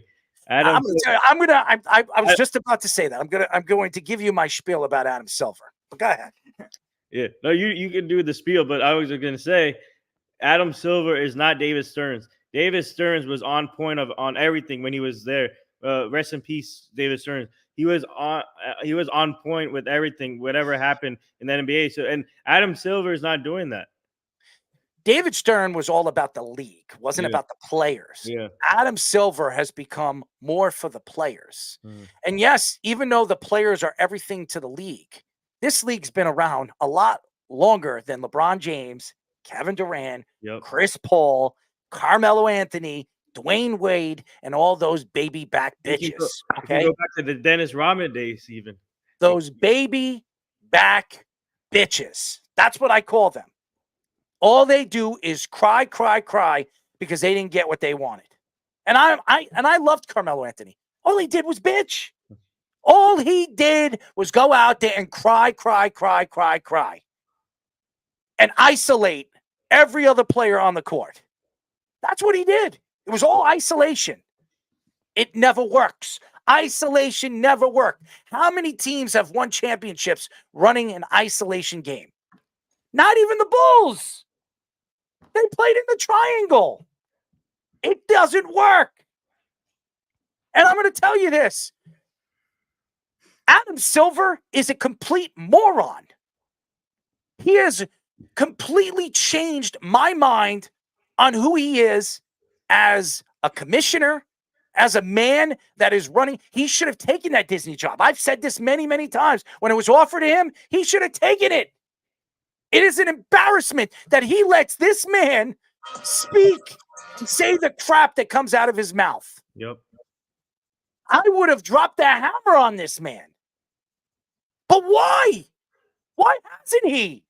This guy is hurting team after team, player after player, coach after coach, speaking out and hurting players that he's never even met. And Zach Edey, who did nothing to him, had nothing to do with Michigan State. It's Purdue. Yep. When was the last time Purdue played in a national championship game? And by the way, why were they in the national championship game? 1960 something. They lost to UCLA was like the last time they played, and 1980 was the last time they were in the Final Four. Take a bite out of that, Mr. Draymond. Yeah. And again, you're going to blame somebody that scored like 3/4 of your team points in the first half. Okay, he struggled at the start of the second half. Fine. But he scored 37 points, had a double-double, and is a rebounding defensive machine, and is 7'6", and you're going to bash the guy for that? You wish you were 7 foot, Draymond. Maybe you would have this better longevity. First of all, he's a Hall of Famer. There's no question Draymond Green is a Hall of Famer. But everybody in the NBA is a Hall of Famer now. Everybody. You name it, they're in the Hall of Fame now.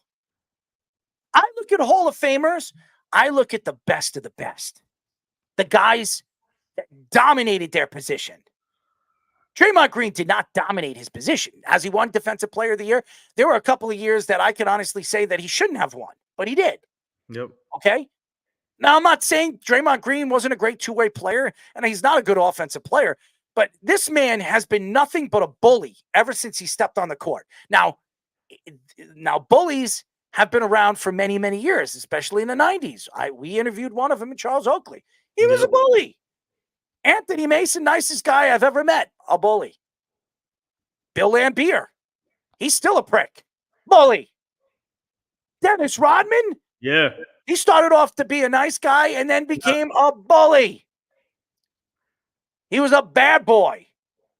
You need those guys, but not when they do things like Draymond Green when the game is different now. You cannot choke somebody up. You know, Charles Barkley, when he was trying to do it to Shaquille O'Neal in those times, it was legal.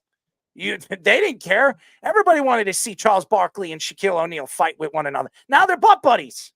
Look at that great stat from Fish. 8.8 points per game for Draymond Green. I wonder how quickly it took Zach Edey to score over 8 points in the national championship game. Yeah, take that into consideration, Draymond, before you start criticizing him. I just think it's ridiculous. Speaking of go ahead. Speaking of Dennis Rodman, we got Dennis Rodman coming to the Woodbridge Brewing Company May 11th. So whoever's in the New Jersey area, whoever wants to meet Dennis Rodman, come to the Woodbridge Brewing Company May 11th.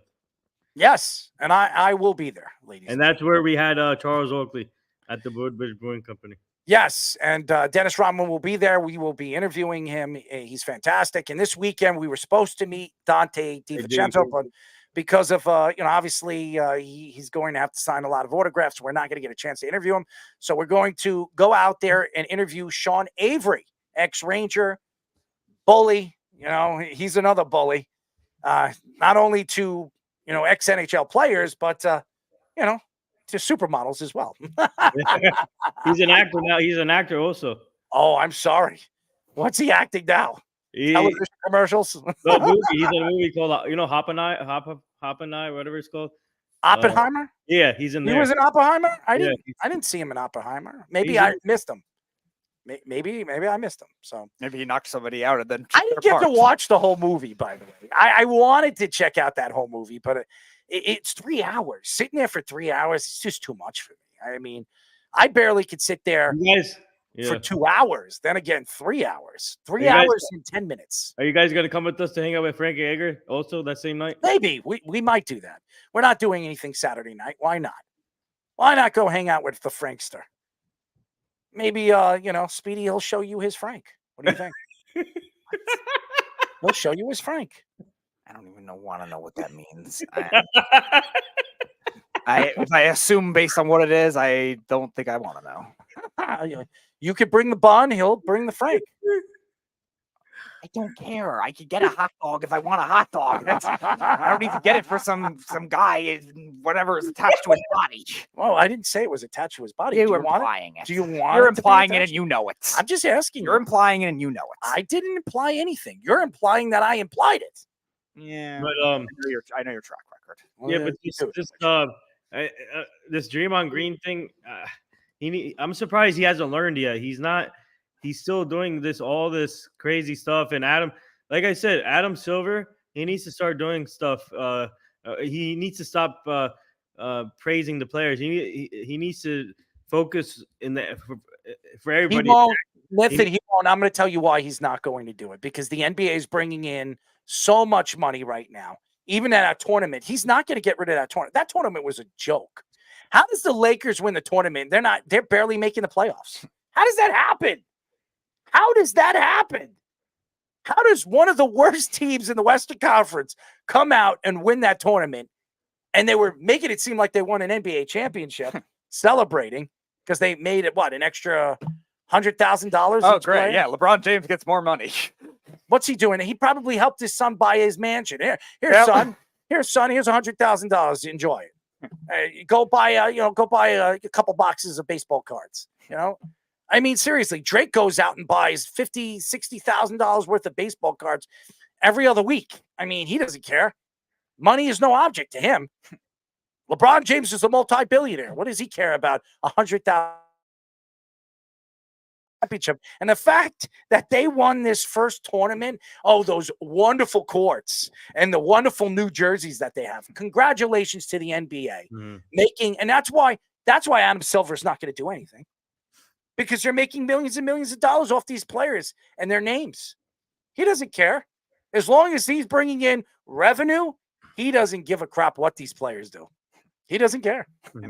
They're trying to stress load management, and then they're going to put in an extra tournament to get more money. It's a joke. Yeah, we're talking about it with baseball. Like, figure out your values. Like, are you trying to prioritize this? You're trying to prioritize players' health. Oh, Joe Dumars says, load management's not directly correlated, and now you're going to add more games and then do that. Joe Dumars, another guy that don't we love him? I mean, he was the GM for those Detroit Pistons. He won a couple of championships with the bad boys, the Pistons. And by the way, he wasn't a bad boy. Joe Dumars was a nice guy, but he played with a lot of mean SOBs. Okay, Isaiah Thomas. I don't know if Isaiah was a bad boy. A lot of people don't like what he did, walking off the court and not shaking the Bulls' hands when they got knocked out in the 90s. He was on our show a couple years ago. I know Isaiah was on the show, and I know you interviewed him during COVID. I remember.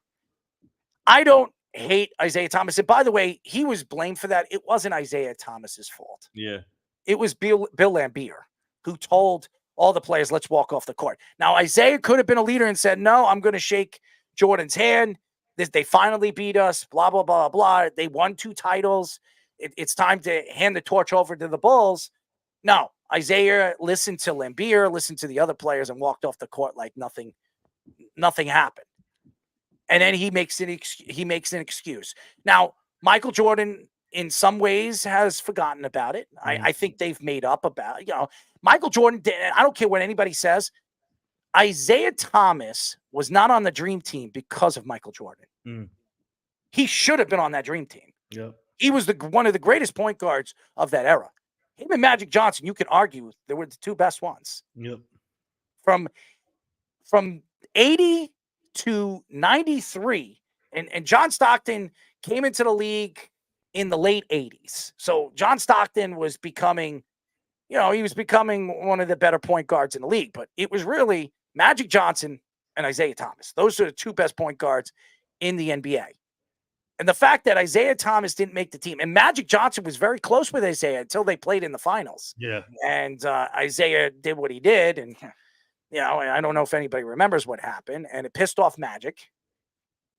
And Magic and him kind of defriended each other. They didn't want to be friends anymore. And Magic was okay with Isaiah not making the dream team. Every one of them were. Isaiah was hated by a lot of people because Isaiah had a very unique personality. He came from an organization that didn't give a crap. He comes, and by the way, his coach was the coach of the dream team, which was surprising. Yeah. That he didn't make the dream team after they decided that. It was just a lot of different things, and I'm a little lost with what the NBA is now. I'm not a big fan of it anymore. Basketball growing up was my favorite sport. Yeah. I was a hockey player. I played a lot of sports. Basketball was my favorite sport. I followed the Knicks. I watched every single Knick game. And remember, there was no basketball packages. If you didn't have cable, and you never get a chance to see Michael Jordan 82 games unless you were in Chicago watching the Chicago Bowl games. I mean, I watched every single Knick game. And I could tell you every single player on those Knick teams. Every single player on those Knick teams. I loved them. I loved Pat Riley. I loved Jeff Van Gundy. I remember Tom Thibodeau on the bench. I remember him. Skinny, not as ugly or fat, but I knew Tom Thibodeau. And I knew he was going to be a good coach. Mostly every Pat Riley disciple has been successful in the NBA as a head coach. Yep. And he was one of the greats. And he's one of the greatest GMs too. The- But I'm not going to sit here and make excuses. And going back to Draymond Green, the guy is a moron. The guy does not belong to, he does not, I believe the NBA needs to step in and say, hey, listen, during the NBA season, you are not permitted to do a podcast. Yep. You want to make your money. Now, obviously, you can't do it right now because he's in a contract and you can't make those rules. And Adam Silver knows that. But I believe the Golden State Warriors should have done something with this. This man has been getting away with murder in what he's saying. He's thrown some of his own players under the bus on his show. How are you a part of an organization and you know that one of your best players is talking about one of your young players and not getting along with them in the locker room, or one of your best players or one of your leaders doesn't like one of your best players?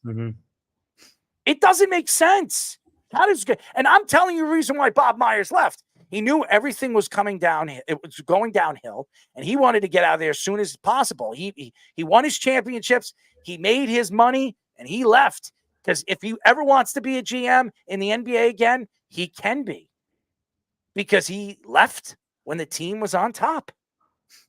And that's the facts, Jack. We're still waiting for our first guest and our only guest tonight, Emmy Award winning sports broadcaster Dave Benz. He should be yes, so we're waiting for him to join us. Speedy, have you reached out to him? I just texted him twice. So hopefully we'll see Dave join us in just a few moments. What was that, Nathan? No, I said Dave Benz. That's a great get. I like what they do. He does. Well, Dave has been on our show before. The last time I think he was on, we argued about something. Yeah, something with basketball. I don't remember. I think it was something with the 3-pointers or something. Right, something like that. But a lot of these basketball guys we have on the show, these analysts and analytic guys, they come on the show and they argue with me because I love the game of basketball. And also, speaking of guests, my team is working on getting you guys an agent on the show. So I'll keep you updated. We want to speak to the agent because we want to get some of their clients to come on our show. Yeah, no, I'm not saying my team is trying to get you an agent on your show. Well, thank you. Well, we would love that. We would love that. Speedy would love it too. I mean, look at that face. I mean, it's not much to look at, but it's something, right? Speedy, are we good? You're technically looking at it. I can just go. Am I really looking at it? I don't know. Should I look at it? I don't know. Do you think yourself as a sexy man? You know that answer. I'm asking you. You know that answer. I know the answer, but do the people know that answer? Keith, if you want to know, you can know. I'm not super high on that. Well, you should really be high on that. The women love you. The people love you. We all love you. I mean, Nathan would love to jump your bones, right, Nith? What? I'm just Oh my mentioning. God. Yeah, that could be factual. We got- we Fish got- loves you. We gotta. All the ladies love Speedy. Well, let's call him Fuzz Bucket. Okay, does anybody All the anybody all see the that all, Disney movie? all the all Okay. the ladies love him. All the ladies We're love gonna call him. him Fuzzy. All right. You know what I'm saying? Fuzzy Sheets. All the ladies love him, Arrow. Well, I don't know about every single lady. I mean, Fish's wife doesn't love him. I mean, Fish. Fish's wife doesn't know me. How do you know she doesn't know you? Maybe she's got pictures. I've never of you. interacted with Fish's wife. Maybe she has pictures of you in the bathroom. She looks like when she's going to the bathroom. I mean, that would be a sight. I mean, every time I'm taking a dump, I'm looking at you. Sean Smith loves him. Sean Smith. Oh, Sean loves him. Sean absolutely adores him. He hates me, but loves him. Now you have 3 different competitions. So you got workout competition. Oh, Sean claimed yesterday that he could beat you at basketball. Sean's out of his mind. And then the race. I mean, listen, maybe Sean, when he was playing football and he was playing sports, he could beat me. There's no way that man can beat me in these sports. I'm faster than he is. There's no way he can compete with me. There's no way. Mm-hmm. I wonder if Sean Smith could do 50 push-ups. I can do 80 push-ups in a minute. I got to see this. I've done that before. I got to see this. I'll put a video out there. I'll put. I want to see if it's. You got to go all the way down. Yeah. And all the way up in a minute. Yeah. 80 push-ups in a minute. Mm-hmm. All right, I'm interested to see this. Oh. So we have Nathan versus Errol versus Sean. Now. Oh, you're going to tell me in a push-up contest? I do more than that. I could do more than that in a minute. In a minute? Oh yeah.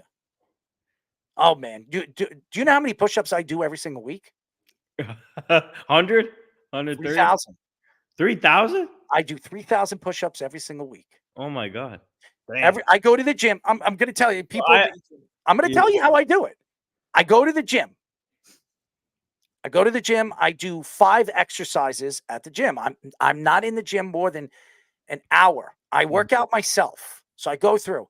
I do 5 sets. Every set that I do 25 push-ups. Okay? So you count it down on just the workouts. That's a little bit over 400 push-ups right there. I do 250 push-ups sometimes in the morning and sometimes 250 push-ups at night. Mm-hmm. By the time the week is over, I'm over 3,000 push-ups. Wow. I get 12,000 push-ups a month. I've been doing it for the last year and a half. I've been doing it. And that's not counting my workouts and all the other stuff that I do. So it's one of the things that I push myself to do. And I tell people, you do push-ups, you don't have to go to the gym. Mm-hmm. You don't. You do push-ups, you don't have to go to the gym. Yep. So you're pushing up your body weight. So I've always been structured on the way I do that. And people don't believe me. And I've shown people I could do 120 push-ups without stopping. I'll put the video out there either tomorrow or the weekend. All right, let's see it. Anyways, Nathan, we'll see you this weekend. I'll reach out to you tomorrow. Thank you for joining us, buddy. No problem. And thank you again for putting my articles on your site. Oh, thank you for joining us and being a part of, a combination of what we do for the NR Hour and the Loudmouth and the Worldwide Sports Radio Network. And by the way, his logo, his partnership is up on our website. You just click the logo and you can check out his beautiful website, all the stories that he writes and all the things that he does in New Jersey and throughout the tri-state. It's fantastic. By the way, all the team, the Toms River South team shared your link on their story. The lacrosse team loved this website and the article, and a lot of people are sharing the links now that I've been sending them. So, well, thank you very much. We really appreciate you, Nathan. We love you. Is David coming on or is he late? David's coming yeah, right he was in. having some internet issues. All right. So keep watching. He's in now. Keep watching, Nathan. We're going to go to a quick break. When we come back, ladies and gentlemen, we only have one guest. Only one guest tonight, as one canceled on us. We were very upset. Speedy was crying. He was crying. Speedy, were you not crying? No. I think I know who it is who canceled, right? It's who was it, Speedy? Can I guess? Can you get? Sure, you can guess. He was a former quarterback. Nope. No. No, it was former offensive lineman. Brad Hopkins. He played for the Titans and the Oilers. Oh yeah, and- I interviewed him before, Brad Hopkins. Yeah. yeah. So You also rode him like a horse, right? What? Yeah, I heard you rode him like a horse. What do you mean rode him? What are you talking? You jumped on his back. You rode him. No, that wasn't you. no, it Then was must have Speedy. been Speedy. It was Must Speedy. have been Speedy. Anyways, Nathan, thank you for joining us as always. We love you. Keep up the good work. Keep doing your stories, writing your stories, and doing everything for the NR Hour and everything on the Tri-State. You're fantastic. Thank you very much. When we come back, ladies and gentlemen, we will be talking to Emmy Award winning sports broadcaster Dave Benz here on the Sports Loudmouth. You're listening to the Worldwide Sports Radio Network. Hi, this is Terry Crews, actor, former football player, game show host, father of 5, and all-around big dude. I'm also an expert on drama. I know all kinds of drama. There's the good kind that comes with having a house full of kids. There's the bad kind like season-ending injuries. There's the necessary kind like having an agent in Hollywood. And there's silly drama like the drama around my percolating pectorals. And then there's the drama you can skip. Skip the drama that comes with not having your high school diploma or equivalency. Find free adult education classes near you and finish your high school diploma. Visit finishyourdiploma.org. Or text diploma to 97779. Message and data rates may apply. Reply stop to opt out. That's diploma to 97779. And leave the drama to actors like me. Brought to you by the Dollar General Literacy Foundation and the Ad Council. It's the Worldwide Sports Radio Network. This is the Sports Loudmouth. We are back, ladies and gentlemen. We are the Sports Loudmouth. I'm your host, Errol Marks, my co-host, Speedy Petey. Go to our website at www.worldwidesportsradio.com. Check out all our shows throughout the week, including the Loudmouth with me, Speedy Petey, and ex-NFL player Sean Smith. Every single Wednesdays and Thursdays at 7 p.m. All you have to do to tune in and check out our local listings is go to our website at www.worldwidesportsradio.com. And you could call us, ladies and gentlemen. Thank God Jeff hasn't called us yet. I do not want to hear from him tonight. The arguing and his craziness is not going to be accepted tonight. But you can call us at 631-672-3108. We only have one guest tonight, and he is an Emmy Award-winning sports broadcaster. He's been on our show before, and we're happy to have him on again, Dave Benz. Dave, what's up, buddy? Dave, you're muted. You got to unmute yourself, man. We're lost. I don't think he's muted. I think he's got to go in and out, Speedy. All right, I'm gonna call you, Dave. I'm gonna put you on the on the audio. Yeah, just leave the video up and just call him on the phone and put him through, and that'll be fine. I think that would be good. But we're going to get Dave Benz on the show. Okay, how about now? There you go. Good. There you go. All right. It defaulted to, I thought I changed the setting when I came in, but it defaulted to I don't have my mixer hooked up for my radio show. And when I went into your studio, I changed it to the Mac mic, but it didn't stick apparently. So Dave, anyway. Steve, listen, Dave, we need to help you. We need to help you. Speedy, we need to send you. Where are you located right now, Dave? Right now, I'm just outside of San Francisco in Mill Valley, California. All right, Speedy. I have a plane. I have a jet in the backyard. We're going to throw you in that jet, and we're going to fly you over there. It'll take you probably a couple hours, but by then the show will be over, so we can't do that. Plus, you're not a licensed pilot, so I wouldn't trust you. Well, it wouldn't be me. You're gonna go hire a pilot just to do that. I'll hire Tyler Harrison. Okay. Oh yeah, I'm gonna trust Tyler Harrison to fly a plane. I mean, he can fly his sausage. You've got access to a plane at moment's notice. That's impressive. I mean, what can I say? I mean, I've got the power, baby. I got the power. So do you. I mean, you're doing great things. It's unbelievable. Last time we had you, now you got a beautiful backdrop. I mean, you're rocking it, man. Well, last time I think I was in I was in the sweat house in Dallas, wasn't I? I think you were outside on your yard or something like the last time. Was I? All right, last year when we had you on. You were in a cocoon. I was trying. I'm always going to a different spot, man. But yeah, now I got my little mini studio, but I had to tear it down not tear it down, but I took it apart because I had to do a couple of things earlier today, and I didn't have time to set it back up. And then when I was trying to get on with the show, I had my alarm set for 5:20 Pacific, and I was like, all right, I got to get set up, and my damn Wi-Fi was down. Comcast has been like they've not been reliable, man, at all. It's been brutal. I wouldn't cry about that because we have Optimum and Verizon, and they're not too good either. So, I mean, it's crazy. I will say this. In certain sports in certain areas of the country, Louisiana, we've had guys from Louisiana, their internet is horrible. Cleveland, horrible.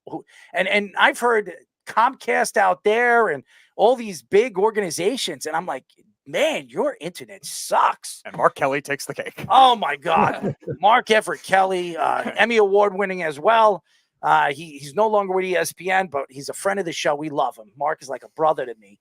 And he's teaching right now out, is it Alabama? Alabama. And his internet is absolutely putrid. It is terrible. But I mean, we've had so many crazy people on the show with terrible, terrible internet. But well, hey, and then sometimes it works surprisingly well. I went, so as you guys are putting on your crawl, I'm hosting a show on the Tony Bruno Sports Network Monday through Friday from 1 to 3 Eastern, although we're on a 2-week break right now because I'm flying to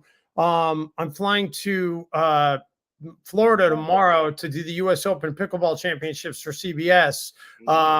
And we just decided, you know what, we all needed a break. We've been on the air since January, so we're doing like best ofs and whatever to fill time. But when I was in London, I was flying back, and we were on the air while I was in the air, and I didn't think it would work, but I actually logged on to our virtual studio from 39,000 feet. Wow. And it was on the show. I was only on though for about maybe 2.5 minutes until the flight attendants hadn't been around for like 3 hours. But as soon as I get into the studio, there's a flight attendant right there. And, sir, what are you doing? And they're like, you can't do broadcasting from a plane. I would have probably snuck into the bathroom and sat on the toilet. I mean, we've our partner on the show now is Sean Smith, ex-NFL player. When we first interviewed him, he was hanging out in his shower. I mean, he had a chair in his shower. It's hilarious. I've never seen anything like it. I said, man, we got to get this guy on the show. He's out of his damn mind. Then he spent the last 20 minutes on laying in his bed getting his food. That was another thing. He was eating like a hamburger and he was laying on his bed. I'm like, Sean, you do realize we're interviewing you and you're eating a hamburger. And that's the funny thing. Every time he comes on a show, it's like it's an adventure. He's driving, his stomach is hanging. I tell Sean, I'm like, come on, Sean, we got to be a little bit more professional here. This isn't the Pat McAfee show. I mean, if they start paying you like Pat McAfee's getting paid, then maybe you can do that kind of stuff. Listen, right? I've been doing this a long time, Dave. We should be paid like Pat McAfee. We get great guests. We're crazy. We're analytically gifted in what we know. And we're not going to sit here and give you bull crap. We're going to give you our honest opinion. And we know all sports. It's not just football. We know all sports, and we go through it from UFC, boxing, golf. We go through it, and we go offset, and we talk about crazy things. I am a crazy person. I got a crazy family. And look, my co-host over here is Speedy. I mean, how many co-hosts have the personality and the quirkiness of Speedy Petey? I mean, seriously, look at this guy. I mean, in his he looks like, by the way, he looked like Jesus a couple of months ago. I mean, he had long hair. The beard was, I mean, he sincerely looked like Jesus Christ. I mean, seriously. Well, I mean, it was the Easter season. So if there's ever a time for that, Resurrection season. Well, you definitely resurrected this show. That's for sure. Anyways, Dave, why don't we get into it? Because we all know that you're a baseball guy, you're a basketball guy, but basketball is what I want to get into. And the New York Knicks have had an unbelievable season. And with all the injuries that they've been fighting through, losing Julius Randle now for the rest of the season, I'm happy that he's not part of the playoff team because the guy is an absolute terrible playoff player. If you look at his numbers, you can see it. And Jalen Brunson has become a superstar in this league. The fact that he is not up for an MVP is ridiculous. Vegas don't even have him up as a top 5 player when he is. He's a top 4 scorer right now in the NBA. He's done everything for the New York Knicks. He's put the Knicks on his shoulder. And by the way, he's only one of 2 other Knicks. He's the third Knick to have 10 40-point games in one season. What are your thoughts to Jalen Brunson? Do you think he should be an MVP candidate? Oh, man. Listen, at the end of the day, yes, the short answer is yes. But at the end of the day, do I think he would be a guy that I would vote for? I mean, the Knicks have had an amazing year, but I mean, dude, Joker is just so, like, I know everybody's tired of it, and you watch him and it doesn't pass the eye test a lot of the times, but God, all he does is like put up numbers and help his team win. Like, I just don't know how you don't vote for that guy. It's amazing. And I'll tell you what, my former team, another guy that I don't think has gotten enough love is Anthony Edwards, man. I mean, he put up 51 the other night. They're like, 13-5 since Cat went out.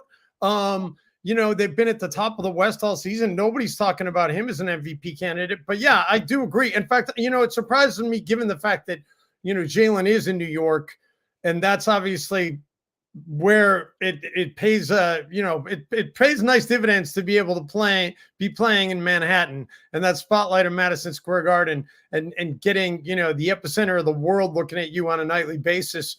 So I am surprised he's not getting more love for that, but I just think everybody is so just thinking that it's probably Jokers to win again, that not a lot of people are really thinking about the other candidates. Not that the other people aren't worthy, but Joker's just been that good.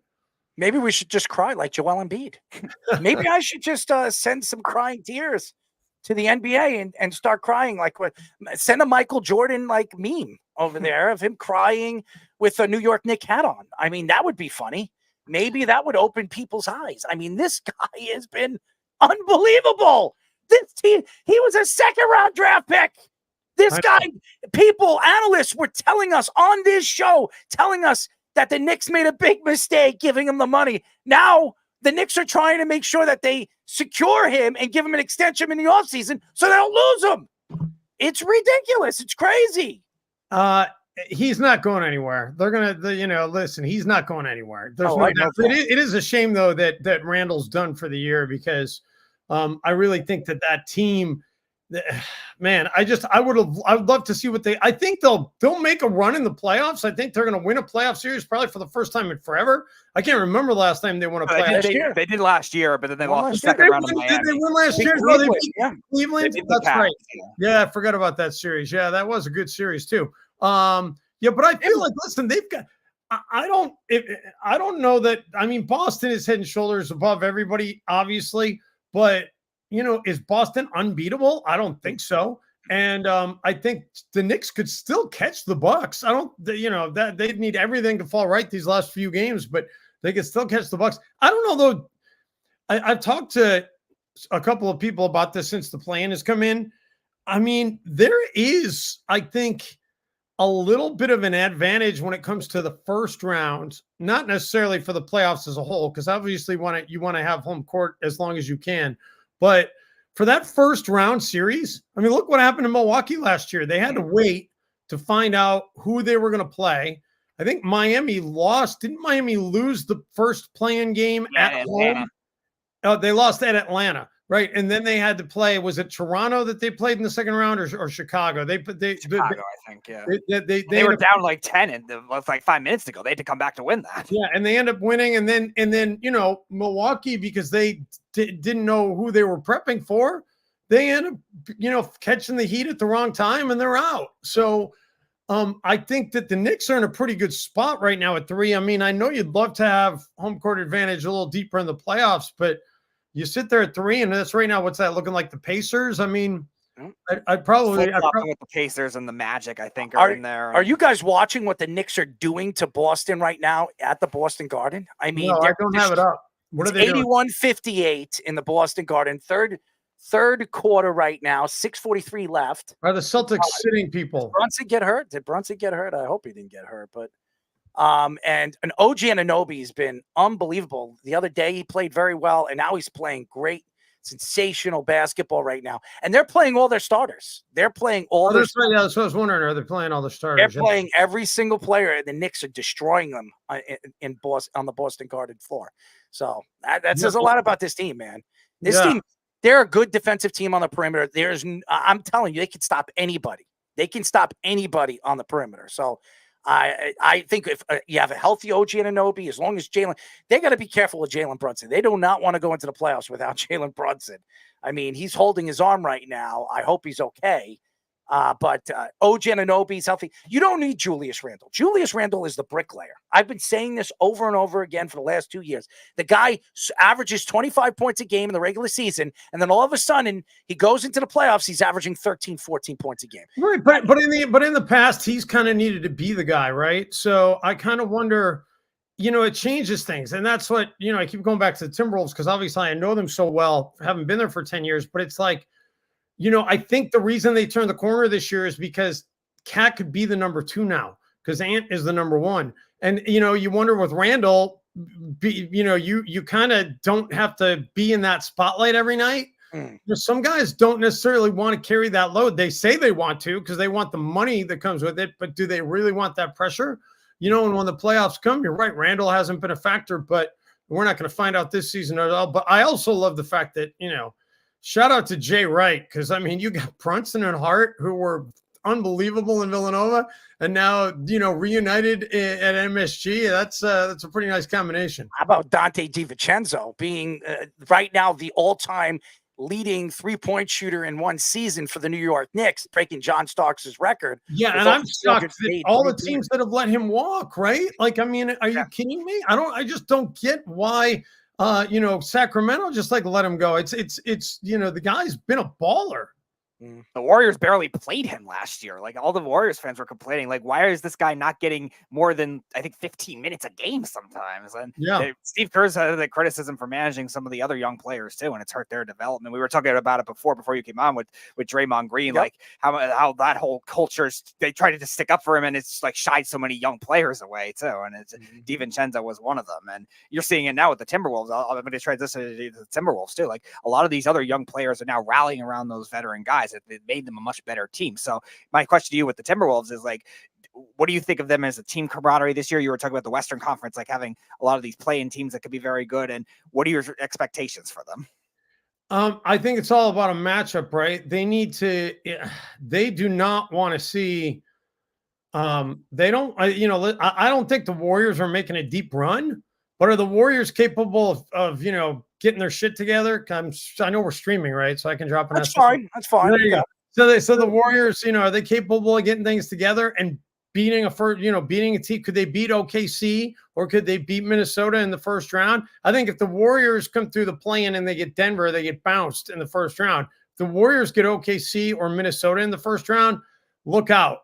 Same thing with the Lakers. If the Lakers get one of those two teams. So, I think that the Timberwolves, it's going to be all about the matchups, man. They don't want to see one of these veteran teams with experience because they still don't know what it's like.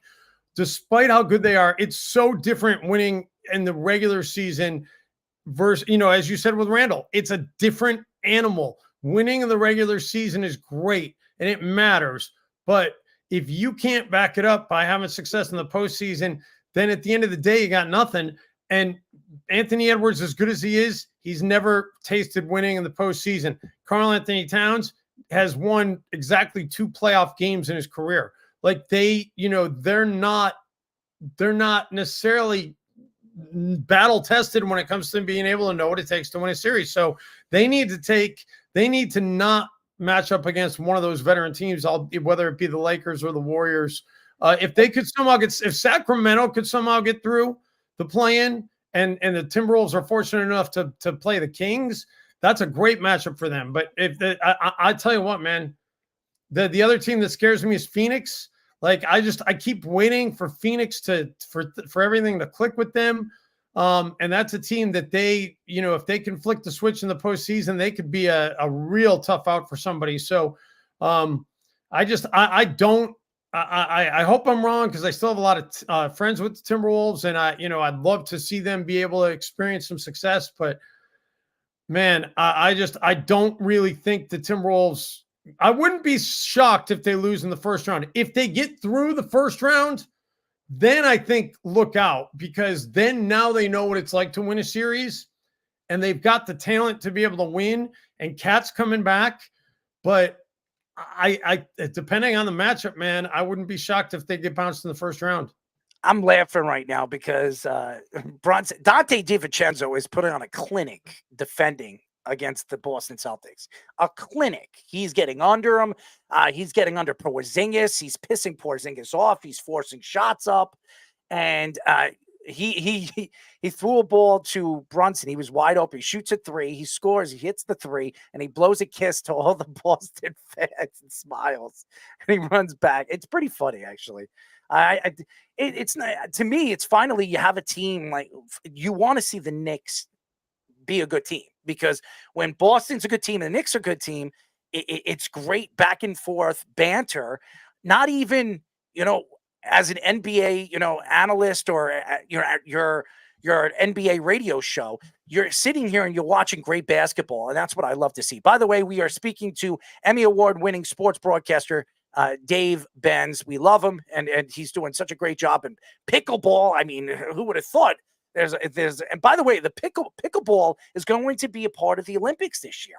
This is going to be good. Isn't it this year? You're breaking news that I wish was real. Is it true? No, it's not. It's not. Isn't it becoming an Olympic sport? No, believe me, they want it to be. They want it to be in a bad Maybe way. it was another sport. Yeah. Esports? Is it esports? I know handball's always been in it. I think there is another racket sport that's been added, but it's not pickleball. Esports is going to be added in another 4 years, right? In 2 years in Tokyo, I believe. Yeah. Summer. Yes. So Or 28, 4 years. Well, 28's in LA, and next 24 is in Paris. They did Tokyo in 20. Yeah, you guys are on a time machine, man. You're like looping me everywhere. We're trying to help you, man. DeLorean. We're trying to help you. Maybe in 4 years we'll be we'll be part of your broadcast. I mean, that would be awesome. Speedy will be a play-by-play. I'll be on the courts, screaming at everybody, tell them to kiss my ass, starting fights with everybody. Yeah, until you get thrown out of the stadium in 5 minutes. I'm the radio king when it comes to people hating me. I'm the heel. Have you guys played pickleball? That's the bigger question. I tried it a while ago. I'm not very good at racket. He's not an athlete. Tennis. He's not. I was actually a pretty good tennis player, and I love playing ping pong. I am a great. Well, then you'd be a natural, man. I mean, it's fun. So I want to tell you a story. So we had Kurt Warner's son on the show. Yep. Okay, and he was telling us that Kurt, he is the king of pickleball. Like they have a pickleball court in their backyard in Arizona. So I told him, I said, you fly us out there and I'll get ready and we'll play. Me and you will face Speedy and your father, and we'll put some money on it, and we'll torch your father. He looked at me and he says, I think all three of us on the court couldn't beat my father. I said, get out of here. This guy's an old man. He can't. He's like, trust me, he's a pretty good player. So I'm very intrigued. Listen, that's why pickleball has blown up, man, is because it really is the great equalizer. Like athleticism is definitely a check mark in the plus column. Don't get me wrong, but like really, if you've got good hands and you've got good footwork and you're disciplined and you know the game and you hit the angles, like because there's not a huge amount of court to cover, it's a great equalizer. Like you could get a really skilled, like a high level, like 68-year-old will wipe the court with an inexperienced 26-year-old. I'm telling you, man, it's like it's a great equalizer. That's part of the reason I think why it's grown so quickly. All right. So going back to the NBA, a team that I was very surprised this year with, and I'm not a big fan of theirs, and that's the Milwaukee Bucks. No longer have their championship coach there anymore. They decided to part ways. They bring in Doc Rivers. Yes, you heard it from me. Doc Rivers. And what has he ever won? Yes, he won a championship, but guess who was his defensive guy who was calling all the defensive plays? He's coaching the New York Knicks, Tom Thibodeau. So Doc has never done it in his own way or by himself, and I'm not a big Doc fan. That's just me. Maybe you are. But Milwaukee, they bring him in. They had a winning record. Their coach was, killing it, and for some reason, you bring in Damian Lillard. Maybe Damian didn't like him. Maybe Giannis didn't like him. I don't know, but they have no bench. This bench is not good. And if you're going into the playoffs with a bench like this, remember, they traded away a lot of pieces to land Damian Lillard. What are your thoughts to Milwaukee? Do you think they're a better team without Drew Holiday and some of the players that they lost in making that trade for Damian Lillard? I don't know that they're a better team without Drew Holiday. And I'm a big Damian Lillard fan, man. But, listen, Drew is obviously, a couple of years younger. And, Dame. But I mean, they brought Damon because they feel like they could win this year, right? And if you've got a chance to win, you need to go for it.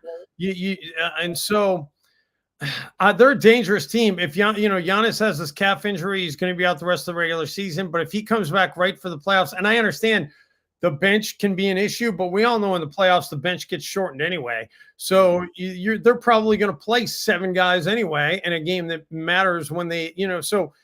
As long as Giannis stays on the court and doesn't get in foul trouble and he comes back healthy, and we know that Dame is going to pick it up and find another level when they hit the playoffs. And, personally, I didn't always love all of Doc's coaching decisions, but I've had great conversations with him over the years. Mm-hmm. And, Doc to me has been just a great guy. When I was talking to Doc one time on an issue and he's like, yeah, give me a call anytime. Gave me his number. Like, all right, cool.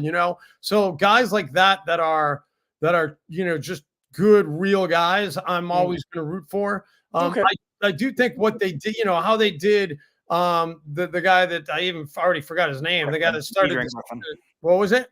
Adrian Griffin was the one that brought Adrian Griffin. Yeah. Well, how they did Adrian Griffin was wrong. I did like that Doc gave him the All-Star game bonus check, which was kind of a nice gesture, although, Doc doesn't really need the money. But Adrian Griffin, from what I had heard, he was behind the scenes, things weren't so good. There were a lot of disagreements. Guys didn't like the schemes. Guys didn't like the way that he was running practices.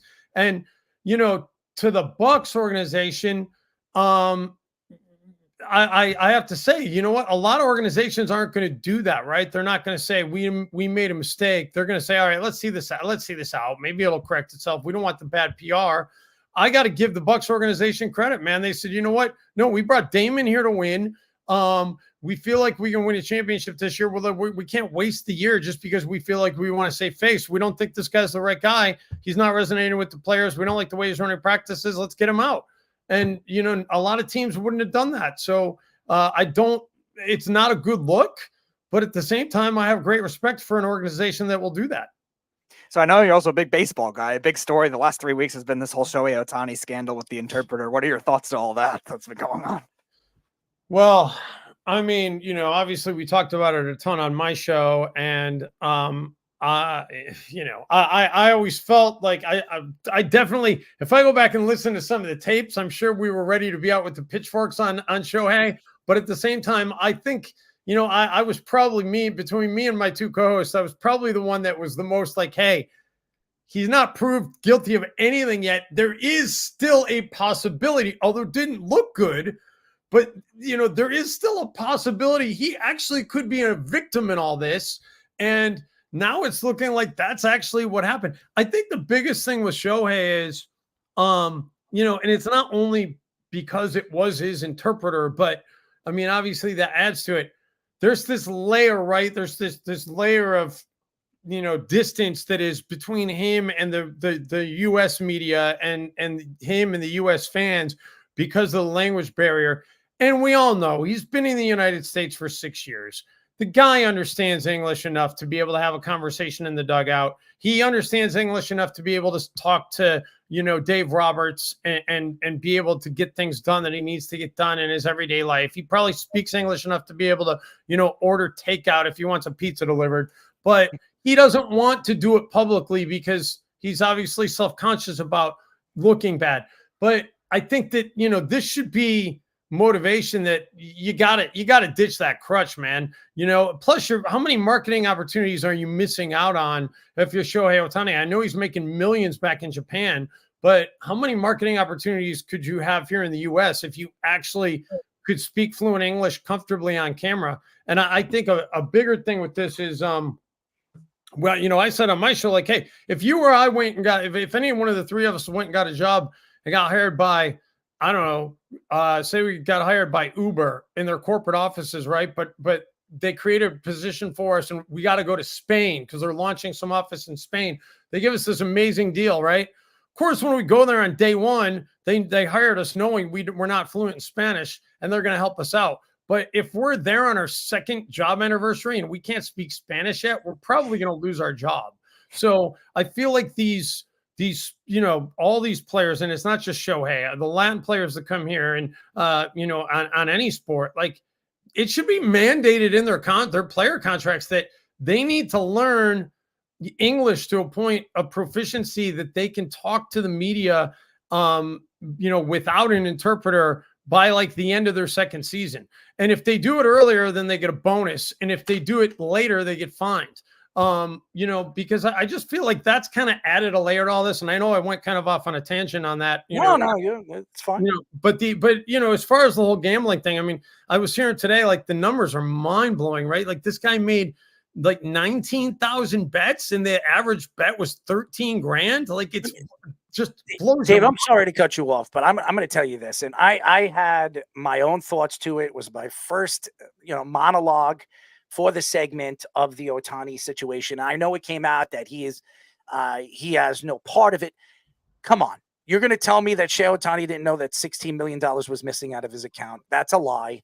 I don't believe it. I think baseball is brushing it under the rug. This guy is the biggest superstar in baseball right now. They're protecting their player, their asset. That's what they're doing. I don't disagree with that take at all, but I will present to you the counter argument. And the counter argument is this, okay?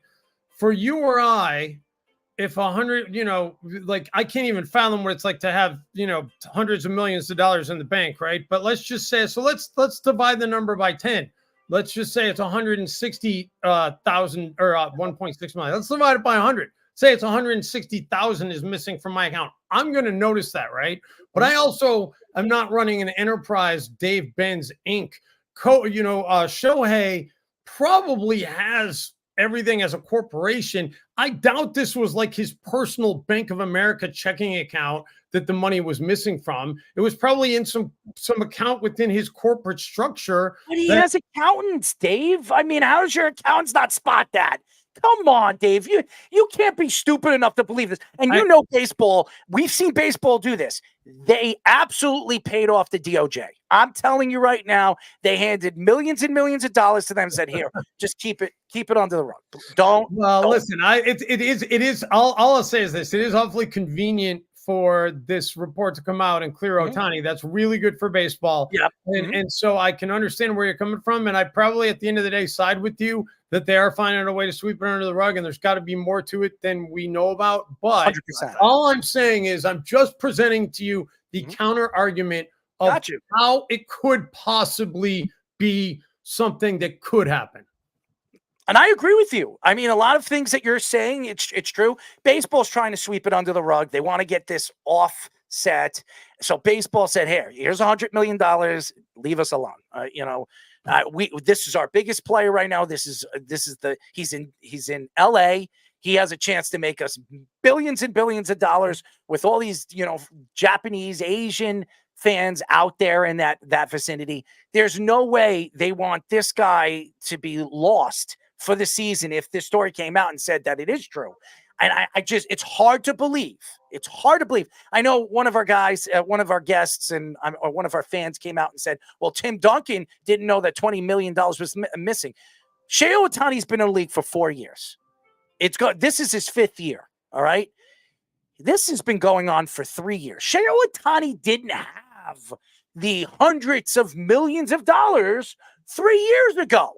So This has been going on for 3 years. You're going to tell me for 3 years Shohei Ohtani didn't know anything about this? It's ridiculous. You would have to be dumb to think that he knew nothing about this. We also don't know the numbers, right? Like, I mean, in terms of, when it started 3 years ago, Shohei, first of all, was probably still making 7 figures, maybe 8 in endorsement deals alone. But he wasn't making what he's making now. And if his guy at that point was siphoning out $100,000 here, $100,000 there, and then it escalated as Shohei's income turned up.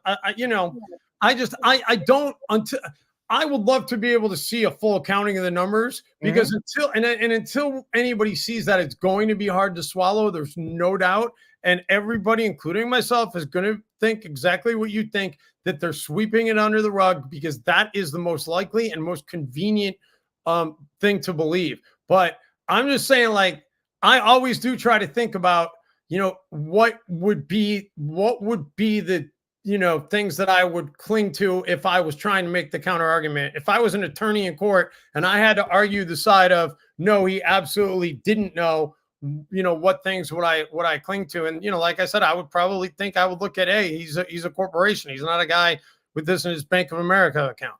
Yeah. It's crazy. It really is. It's a good problem to have, though. I'd say I wouldn't mind. I wouldn't mind having $16.5 million disappear on me because I had so much money I didn't realize it was gone.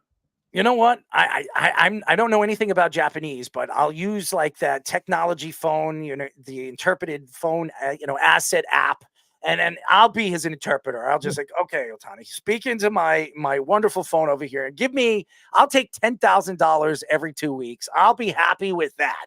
All right. You don't have to give me $500,000. You don't have to give me $600,000 in a season. I'll do that for you. But as everybody knows, we are talking to Emmy-Award winning sports broadcaster, our friend Dave Benz. He's been on the show before, and it's crazy. How about the Yankees? A lot of people were questioning if this team was going to be good this year. Garrett Cole going out the way he did. He's going to be out, a significant amount of time. Some people thought he might need surgery. He doesn't. His arm was dead in spring training, and Carlos Rodon, what a terrible signing. He stinks. He has a bad season because his shoulder was hurt. He comes back this year, and he's one of the best pitchers right now in baseball. He's 1-0. He's got a 1.72 ERA, which is one of the best right now in the league, and his whip is almost under 1. What are your thoughts to the Yankees? Juan Soto, they're not even hitting on all pistons. I mean, Judge is still not hitting. I mean, when this lineup starts to actually hit together, they're even more dangerous. Do you believe, like I believe, that this team is one of the best, if not the best team right now in all of baseball? Well, I mean, listen, getting off to a hot start is one thing. It's sustainable is another. Right now, sure, they're absolutely on fire. And, but is Juan Soto going to keep batting 360 all season? That would sure be nice. If you could, that would not be too shabby. And, a nice addition by him. Look, the Yankees, I feel like, are overdue to be able to have a sustained run. But at the end of the day, man, that going back to Ohtani, that Dodger team is just I'm a Giants fan, so it's hard for me to watch the Dodgers, but I literally have watched more Dodger games this year than I've watched Giants games, because I turn on the TV and I see they're playing and I'm like, I want to watch this lineup. Their lineup is sick. It's like you got to go through the heart of that order. You got to go to Betts, to Ohtani, to Freeman, and then the Braves. I don't know if the Yankees are on the Dodgers and Braves level, but I think the Yankees, they're better than everybody thought they were going to be. That is going to be a war coming out of the AL East. I just think that the Orioles are going to prove to be another. I think they've got everything to be a sophomore year. I don't think they're as good as you think they are. I don't. I want to see how Holiday's going to do now that he's been called up. I want to see if he's as good as they are. We've had his coach on the show, his junior coach on the show, and he says he swears upon him. And listen, we all know who his father is. Matt Holliday was a great baseball player, and they're saying that he's much better than his father. We've heard about Andrew Jones's son, how special he's going to be, and we know how Andrew Jones was in the majors, even when he was doing steroids. So I had to hit that, but especially when he was doing steroids. Yeah, well, I think we've had a lot of ex-baseball players on the show, and I'll agree with it. Steroids should be allowed in baseball. That's just me. But to go back to it, I think Holiday is going to be good, but I think it's going to take him a little while to figure it out. The speed of the game. Now, there are guys like Mike Trout that just are naturals, but just because of who you are and what people say you are doesn't mean that it's just going to be all peaches and cream. And you're playing in the American League East, the hardest division in baseball. And the Yankees aren't just going to give you freebies. The Rays are definitely not giving you freebies. And even the Red Sox are playing good baseball in the Blue Jays. This is a great division. This is a division last year that every single one of those teams were over 500. That says and that could happen again. Yes. Yes, it could. It could happen again. Yes. Yeah, listen, what are we, 2 weeks in? 13 Yes. Yankees have played 13 games. Yep. I mean, let's see where we're at a month from now. But I do like how they've gotten out of the gates. There's no question. And but I think at the end of the day, if I was gonna pick somebody to come out of the American League, I mean, I think the American League is more open than the National League. I think the National League is going to come back down to the Braves and the Dodgers. I think they're on a collision course. And for the American League, whoever survives that AL East is probably going to be the team that comes out of there. Although personally, sentimentally, I'm pulling for Bochy to be able to win 2 in a row because I covered him when he was here in the Bay Area, and he never got 2 in a row, man. As good as he was, he never got 2 in a row, and I would just love to see Boch get 2 in a row. He's one of the all-time greats. He's just a great dude, and loved to get a chance to cover him, and I'll always root for him no matter where he's coaching. Just so you know, I was one of very few people that picked Texas way before the playoffs even started to win the World Series. Just so you know, I picked Purdue to go all the way to the national championship. I was almost right about that Purdue was going to win the national championship. I'm actually pretty good at making picks. Well, you should have been hooking up with Shohei Ohtani's interpreter, man. You guys would have made some bank. I don't bet. I don't bet on sports. Yeah, but he could have handled it. He could have handled the money. He obviously did. If you advised him, he would have up 140 million instead of down 140 million, and you guys would have been, you wouldn't be needing to do the show anymore. As long as it's not my own money and they're making the bets and they ask me, hey, Errol, who do you got in this game? What do you have them at? I'll give you my pick, but I'm not betting on it because when I do that, I lose. So I stick to that, process. I have a lot of friends that reach out to me, Dave, and they always call you, Errol, before your show, tell me who you got tonight. Who you have in this game? I give them my picks, and they come out and they tell me that they're coming out winners. They smell the roses. I say, listen, if you make a couple $100, you throw me a couple of bucks, I'll be happy with it. So, I don't need to be rich on that. But anyways, but before we let you go, man, and you're fantastic. You're doing such great work, and you always do. And that's why you're an Emmy-Award winning broadcaster. You're fantastic. You look at right now, and we were speaking about it a little while ago, and Tony Clark said something very interesting. He blames, and I want to know your opinion, he blames the pitch clock on the reason why pitchers are having arm and shoulder problems. Do you believe that? Because I think it's just a crock of you-know-what. Yeah, no, I don't believe it one bit. No. And the pitch clock has been a godsend for baseball. And I think it's just one of those things. It's cyclical, man. I mean, you can't predict it. Injuries happen when they happen. And there's going to be times when, there's going to be seasons and teams that are blessed with good fortune. There's going to be times that they're not. And there's going to be some players that are going to be blessed through their career with good fortune and other players that are just going to have one injury after another. And it's the luck of the draw. So you want to sit there and, Tony Clark can come over and predict for me where the next weed is going to pop up in my garden, man. I mean, it's like that's about as scientific as it is. Just you're guessing. Just make sure you could smoke it, okay? Yeah, exactly. Well, in California you can, so I'm in the right spot. You're in New York, you can. Yeah, well, there you go. Yeah, I forget. New York is on board now too. It's great. I'm going to Florida tomorrow, and they're not on board. So, well, they are on the medical front, but they got to catch up. They got to catch up. But yeah, it's I don't the pitch clock, man. I hadn't heard that. I just think that's ridiculous. Guys, it's not changing the amount of pitches that they're making in a game or the velocity that they're putting on the pitches. A lot of it, I'll tell you what, a lot of it could be analytics, because a lot of these pitchers now are being told, hey, your arm slot needs to be here. And, and it's like, it goes against the natural throwing motion that they had their whole lives. Guys have to tweak things. So, I don't know what you put it on, but the pitch clock is the last thing I'd be assessing that too.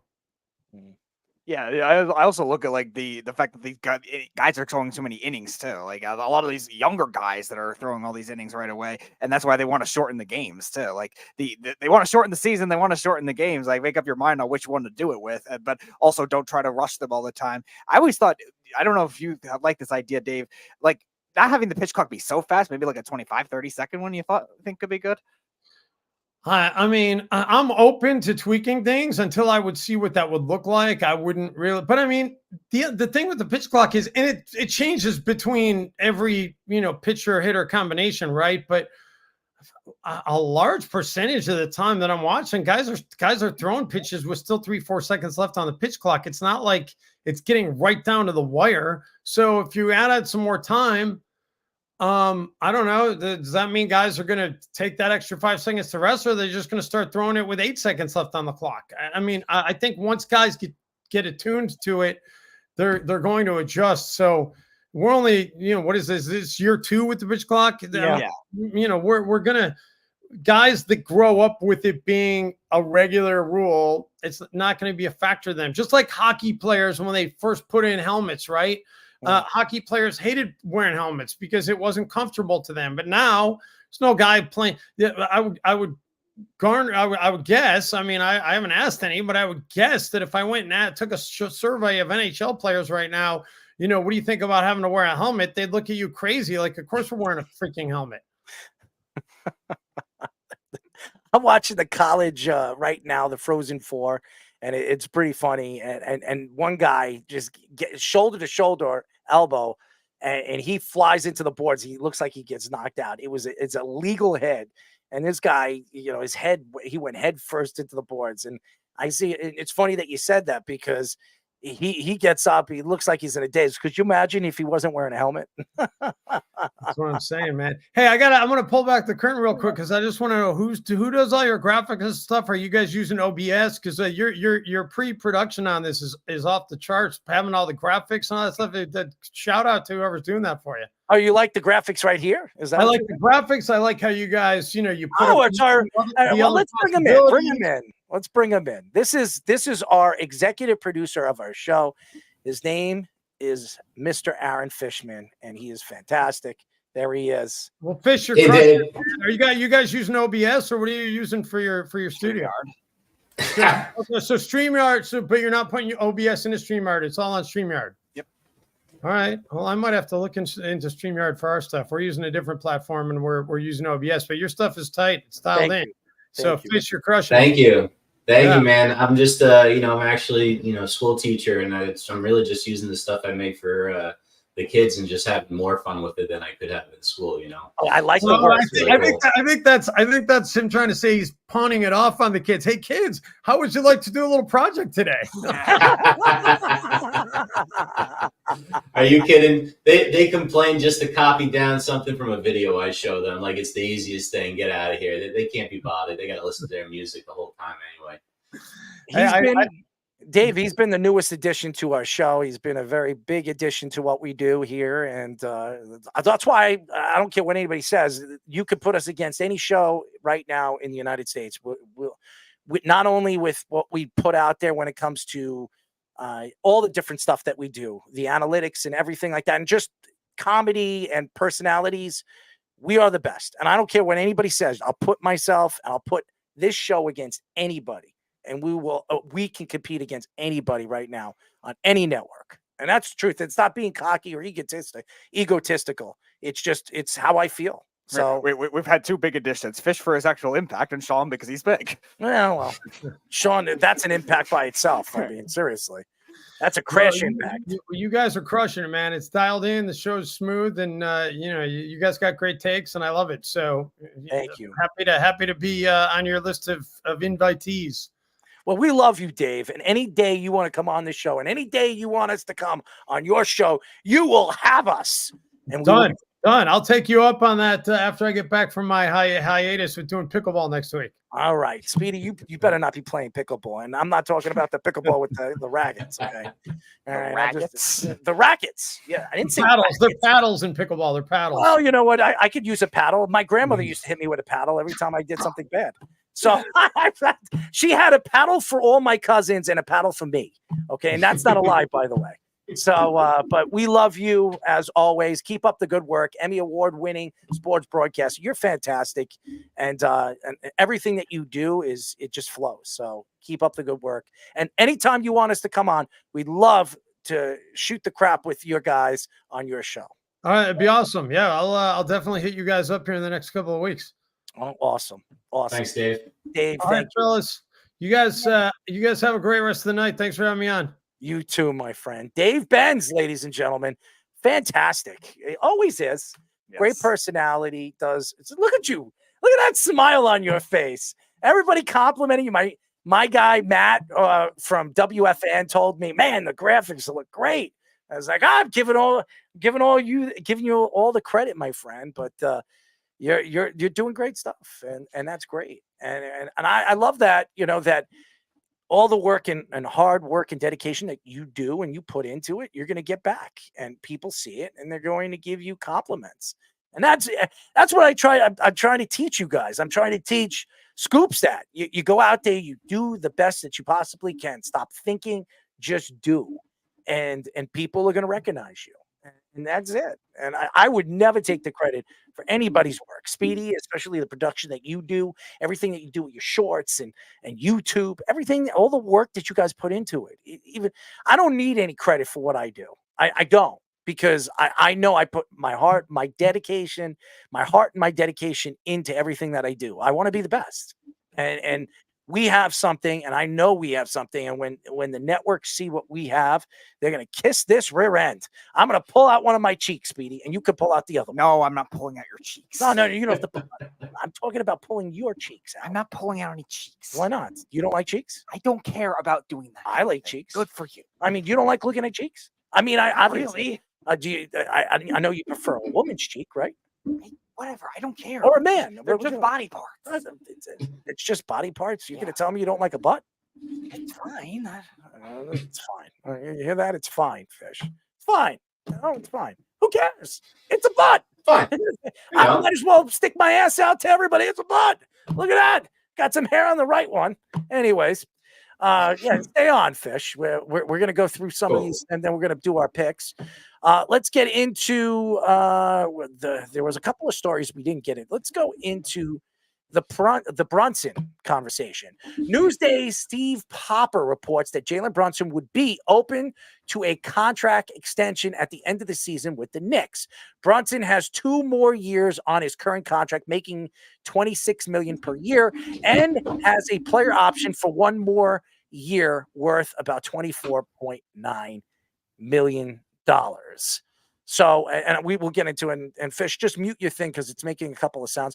Brunson is averaging 27.8 points per game this season, 4th most in the NBA right now, averaging a career high of 6.6 assists per game as well. Brunson said he was mad at the Mavericks in 2022 for rejecting a 4-year, $55 million contract at the time. Brunson would be eligible to an increase his value on a max or supermax contract after the 2025 season. So it would benefit the Knicks to sign a new extension this offseason. Brunson made his first All-Star game this season and has led the Knicks to a 47-32 record, 3rd in the Eastern Conference. Everybody knows what I think about this kid. And I say kid because he's 26 years old. He's not even in the prime of his career yet. Usually in the NBA, your prime starts when you're 28. 28-32. Jalen Brunson is right now, in my opinion, the best point guard in the NBA. There is nobody better than Jalen Brunson is right now. Nobody. And I'm going to say what every Knick fan would say because they're Knick fans. But I'm not going to say it because I'm a homer. Jalen Brunson should be an MVP candidate. There's no question that he should be. This team was a shell of itself before they added this guy to the roster. Leon Rose has really been an absolute genius. Him and Worldwide Wes has really rebuilt this team with youth, talent, and camaraderie. That trade with OG Anunoby, when he first made that move, I was questioning it. I didn't, the same thing with Dante DiVincenzo. I didn't know Dante that much. I watched him play when he was in Milwaukee, and then even in Golden State. I remember a couple of shots that he made, but I mean, I think he won a championship with Golden State. With Milwaukee. Oh, with Milwaukee.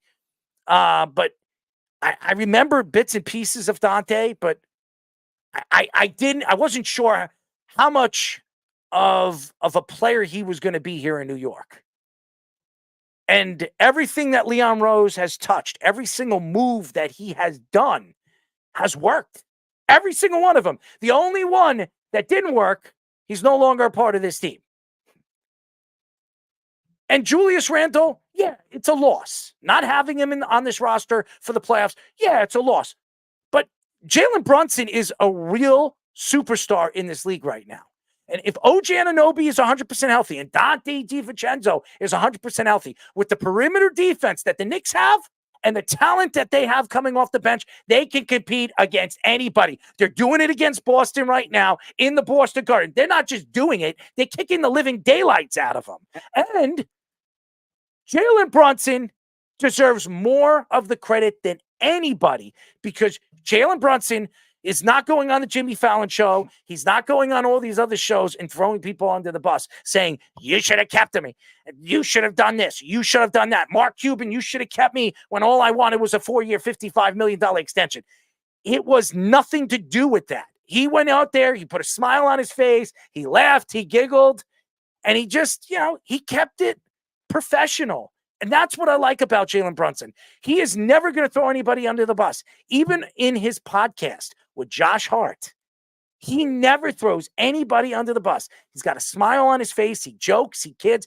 As a matter of fact, he has more of a personality than I ever thought he did. It's unbelievable. It says a lot about who he is, the way he was raised, and just who and what he wants to be and what he wants to do here in New York. He is doing it in a world-class place in Madison Square Garden, one of the hardest places to play. And even Carmelo Anthony, Bernard King, Patrick Ewing, they all couldn't get it done and win a championship.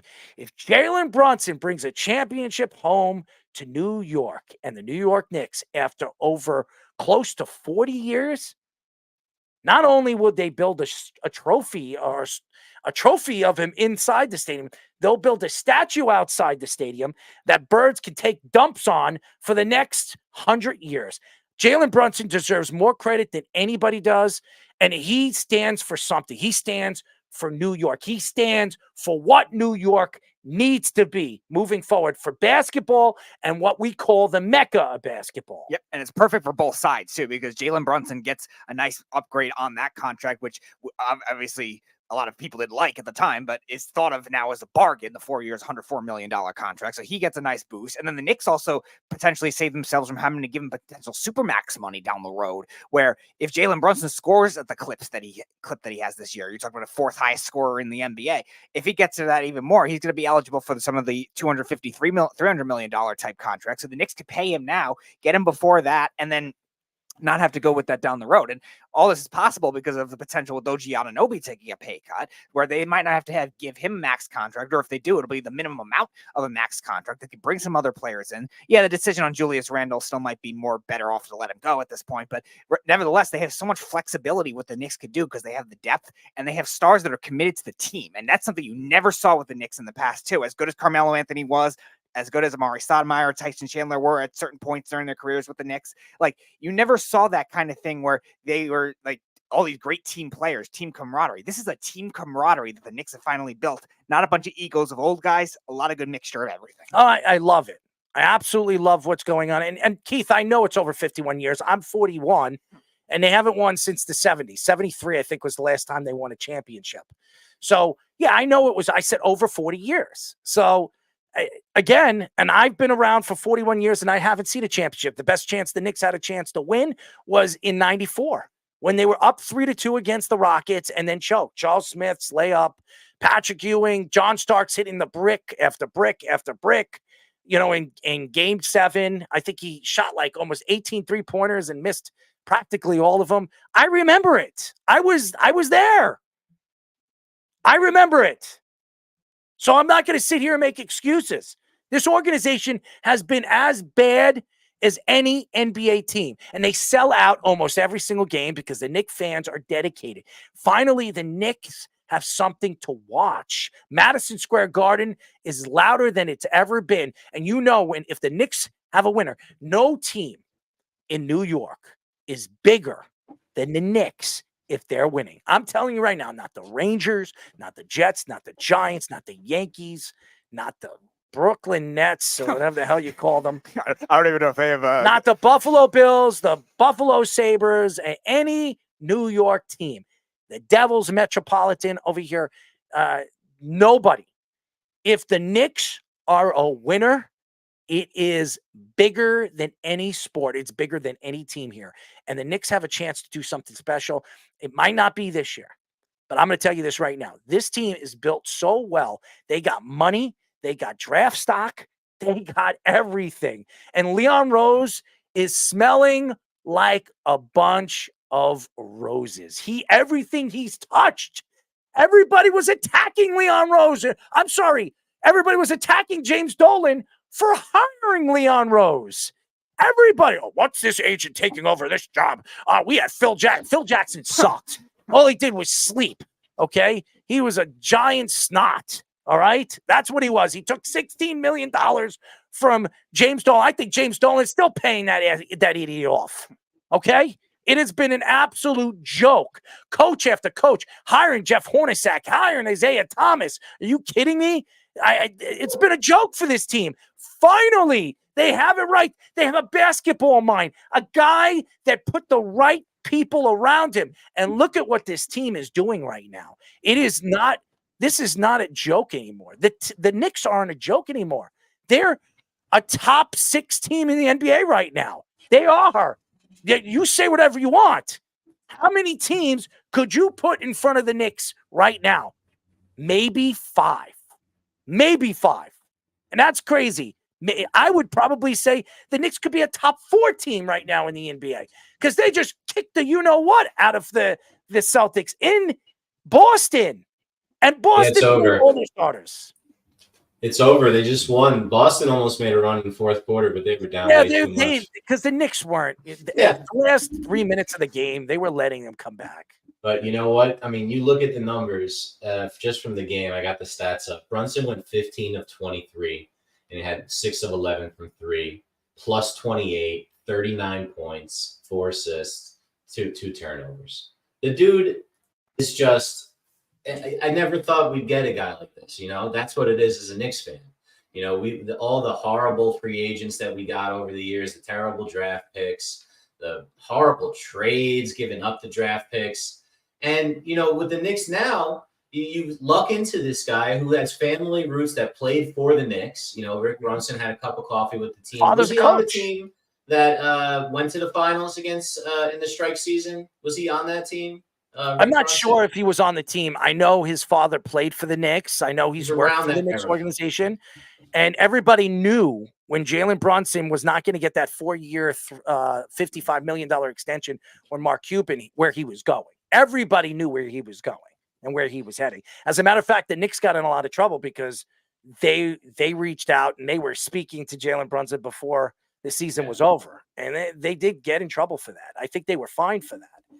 So, now, obviously, and listen, you could go back and forth on what Leon Rose has done. And we all know right now, Keith, you're saying Leon Rose is awesome. When he was brought here, nobody was happy with Leon Rose. Nobody. I don't want to hear you were, because you weren't. Nobody was happy when the Knicks brought in Leon Rose. Nobody. Because he's an agent, and agents fail. Ask the Mets. Ask a lot of teams that brought in agents that want to be, NBA guys. I mean, the Lakers did, but the Lakers always get these big names to come over there. The Lakers bring in Kobe Bryant's agent, and he gets LeBron James to come over there, and then Anthony Davis trade, and everything worked out for them. And look at what they are right now. That agent, whatever his name is, the GM of the Lakers right now is putrid. He's probably going to get fired at the end of the year. So nobody expected Leon Rose to build this team the way he has. It says a lot about who he's put around him, the analytics that he's put around him, and everything practically he's touched has turned to gold. Actually, he's turned to platinum. It's worked. I'm sorry to cut you off, Fish. No, it's all right. I know he's not an MVP candidate necessarily, but if you think about the term MVP, is there anyone more valuable to their team than this guy? Without him, the team isn't really anything. It's just Tibbs, grinding guys into the ground and having them hustle. You gotta. I just love the family effect, with Rick Brunson connection, but more so, it's this Villanova connection that, it just seems like he's here. It's his boys. He's the clear, charismatic leader of the group. He does his, nobody knows what he's doing with the 3-point. I mean, I'm sure it's an inside thing with the 3 points with the way he does it to his face. I got on the graphic here. The guy's got his own set of things. He's his own person. He's interesting. He does this. If you see it, he has his 3 fingers. You see the 3 fingers? And he's putting it over his nose, under his nose. It's to show the 3. That's what he's doing. I think he's muttering something, like he says. He's not going to do it. Everybody's doing the Carmelo Anthony when he throws. I remember that one for sure. But Carmelo didn't hit a lot. Dante does that. Dante does that when he hits a 3. But Dante, but Nova guys, they were all on that championship team and they won together. And I think that is so important in sports, a history of winning, not just you were the best athlete. We talked a little bit about, Durant only was able to win with Golden State with Curry. His college team was trash. You remember they were one and done in college. He was amazing during the regular season, but they were a trash team. I mean, say what you want. I think his coach was Rick Barnes or something, not traditionally thought of as a great strategic coach, but he didn't have that experience. So maybe it was just harder for him, and he had to find guys that knew how to win or had that, I guess Draymond won, right? There was that championship pedigree on that team. Yeah, Draymond won, and now he's taking it out. Screw Draymond Green, please. Former Alabama and NFL quarterback Greg McElroy criticized Caleb Williams, saying that he didn't face any adversity in his career.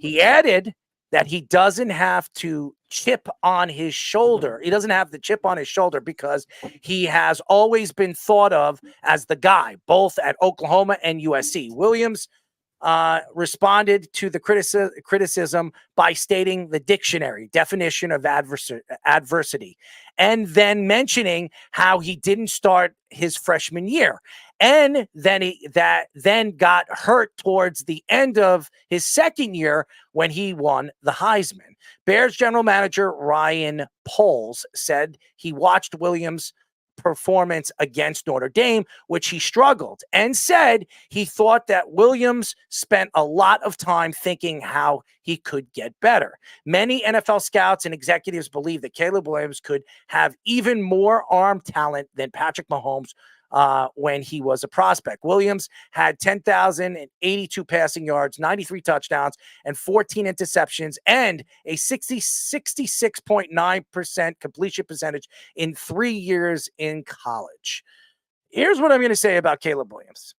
If Caleb Williams just stays out of the tabloids, stays out of the papers, stays away from the press, get drafted, get on the field, learn the game. I don't think it's a good fit over there in Chicago. Eberflus right now is the coach. He's a defensive coordinator.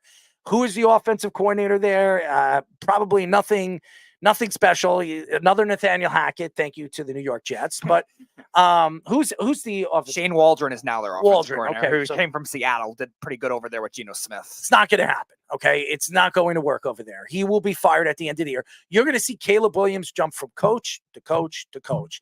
It doesn't work. Now, I like the addition of Keenan Allen. I like DJ Moore. I like some of the weapons that they have. They have a good running game now this year. They bring in Swift. Congratulations. It's going to be a more prolific offense if they could actually stay healthy. I like Caleb Williams. I've always thought that Caleb Williams was going to be a good NFL player. I've argued with people that are having these drafts and they have like yearly drafts. And now with this draft coming up, and Anthony Andriosi tells me that he will not draft Caleb Williams. He's in the top 3 if two of the guys that are drafting in front of him don't need a quarterback. So he has a very good chance. If he gets Caleb Williams, he will trade the pick. And I told him, why? You don't have a quarterback. Who's your quarterbacks? He said Matthew Stafford and Tom Brady, which, by the way, is retired now. So he needs another quarterback. So why wouldn't you draft Caleb Williams? So I don't know if he has a stronger arm than Patrick Mahomes. I don't even think Patrick Mahomes has the best arm in the league right now. I think it's Josh Allen. So I understand you sit here and you want to argue about what Caleb Williams could be. I think he could be an ultimately talented superstar in the league if everything works out, if he fits the criteria of an NFL player. But look at Trevor Lawrence. Has he? I mean, everybody thought he was a must-hit. Trevor Lawrence has been a bust.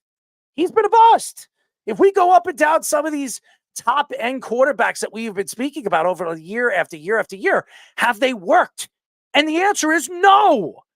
And I can name a bunch of Jet ones that everybody thought was going to be great, and they've sucked. So it doesn't always work. Finding a top-end quarterback doesn't always work. And when you have one and you find one, aka CJ Stroud, you want to make sure you don't bring in a cocky wide receiver SOB that's going to cause a lot of havoc in the locker room. And I think that's why the Bears have built this team the way they did. Like, they built it on a good mixture of veterans and young guys that are really going to help Caleb Williams out from not only from a football perspective, but from a leadership perspective, if he doesn't, like you said, get involved in his own distractions like he has at certain points. Now, I'm going to give him the benefit of the doubt because I think some of the things that people criticize him for are silly, but still, like, I love the crying on the field, by the way. I love it. It shows some personality. I mean, every time he loses, you see him crying. He had his, he had his shoulder to cry on with his mom. He had his girlfriend. I mean, he cried to a stranger. He was crying to a stranger on the sidelines. I mean, it's great. It shows punctuality. I guess he's a crybaby. Yeah. I mean, it's Caleb the Crybaby Williams. I like that. Yeah, and as long as the teammates don't have a problem with that, I think the Bears are set up very well with the offensive players that they have, and they still have another pick at number 9. I'm going to say something to Greg McElroy, okay?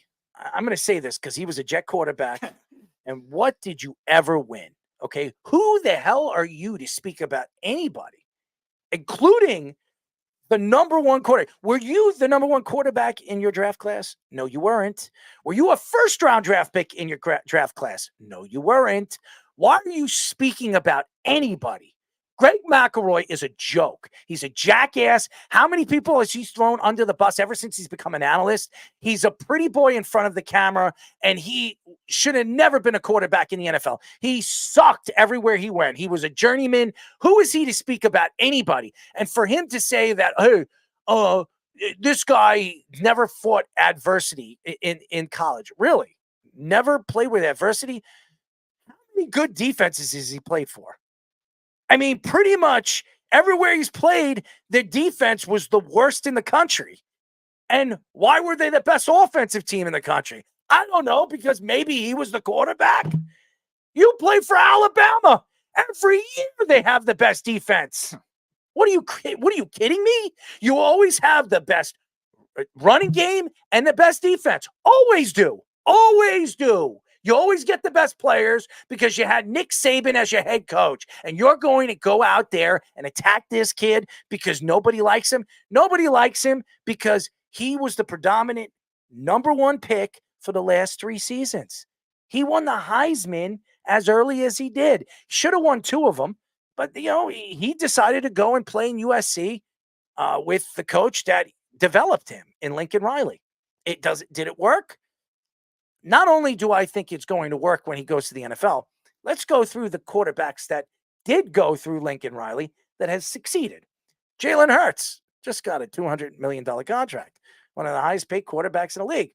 Baker Mayfield just got $170 million contract. Got a new contract from Tampa. Worked out over there. Kyler Murray just got a big extension from, the Arizona Cardinals. He does speak in a third person, but hey, he got $200 million contract over there. 3 quarterbacks.